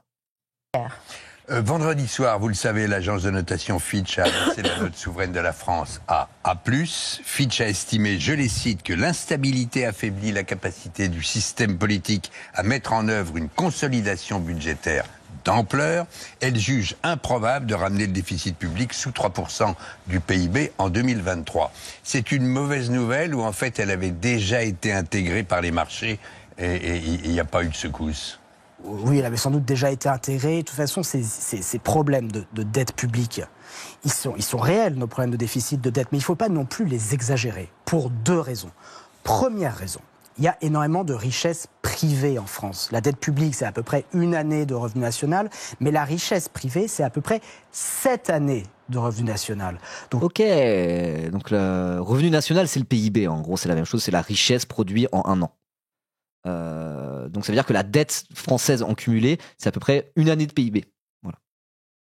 Ça correspond à peu près au PIB de la France, à peu près 100% du PIB. Mais du coup, dans toute l'épargne et toute la richesse qu'il y a, tous les actifs et les passifs, etc., dans le privé et dans l'épargne, c'est 7 fois le PIB. Donc en vrai, la dette, voilà, on pourrait d'une certaine manière la rembourser. Ça approuverait à des gens, certaines personnes, donc non. Mais vous voyez ce que je veux dire, quoi. Après, dans la richesse privée, j'imagine qu'il y a aussi toutes les maisons, toutes les propriétés personnelles de tout un tas de gens. Donc dire ça, c'est pas en mode on va payer la dette en un claquement de doigts, mais ça donne des ordres de grandeur, quoi. Bon, après, est-ce que la Chine est encore réellement un exemple de communisme? Ah non, j'ai dit que c'est un capitalisme d'État. C'est très capitaliste. Donc ouais, on est d'accord. Tout l'enjeu, c'est comment on mobilise. Mais c'est une économie dirigée par un État central. Donc c'est du capitalisme avec l'État qui a vraiment son mot à dire très très fort dans toutes les entreprises. Il ne me semble pas que ça fasse fuir les investisseurs. Ben voilà, si on mettait un peu de capital des multinationales françaises, si on les donnait à l'État, je pense que les investisseurs, ils s'en battent les couilles. Encore une fois, les investisseurs aiment la stabilité, ils aiment savoir qu'ils auront un retour sur investissement, ils aiment pas forcément avoir trop de risques, à un niveau macro en tout cas. Et c'est pour ça que les États continuent à contracter de la dette facilement. Même avec notre A+, ça va. La France, on a des prêteurs, il n'y a pas de souci là-dessus. Les richesses qui existent pour résoudre le problème de dette. Salut, vous pensez quoi du fait qu'il soit financé par Soros? Soros tire les ficelles de la gauche pour détruire les nations. Moi, je suis moi-même financé par Soros, Tomac. Donc tu vas te calmer 5 minutes. Et de déficit.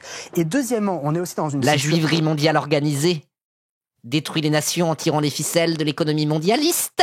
Je suis Adolf Hitler. Voilà. En France où on n'est pas endetté vis-à-vis du reste du monde. Ces dettes publiques de Basé l'État... Soros. Voilà. Soros et Xi Jinping, c'est mes deux références numéro 1 en ce moment. Exactement. Ce sont des dettes qui sont dues aux Français. C'est-à-dire la position internationale nette de la France, elle est à peu près équilibrée. En fait, on reçoit même plus de revenus du reste du monde qu'on ne paye au reste du monde. Donc, il y a une psychose qu'on a pu avoir à l'été sur l'idée qu'on était à risque d'intervention du FMI, etc., qui n'a tout simplement aucun sens au regard des équilibres macroéconomiques de la France. Un pays qui regorge d'épargne, qui regorge de richesse, où tout l'enjeu, c'est comment est-ce qu'on mobilise cette richesse via l'impôt pour résoudre nos problèmes budgétaires. Émilie. Il parle bien, il parle très bien. Je mets la suite. Il y a une autre promesse du Premier ministre qui a fait beaucoup réagir aujourd'hui. Sébastien Lecornu veut supprimer les derniers avantages à vie qui sont encore accordés à certains anciens membres du gouvernement. On ne peut pas, selon lui, demander aux Français des efforts si ceux qui sont à la tête de l'État n'en font pas. Sébastien Lecornu qui répond... C'est vrai, là-dessus, je ne peux pas m'inscrire en faux par rapport à Sébastien Lecornu, même si il va se faire censurer très très fort et c'est pas un camarade, hein, évidemment. Évidemment, c'est un macroniste de premier rang. Mais là-dessus, oui, d'accord, effectivement.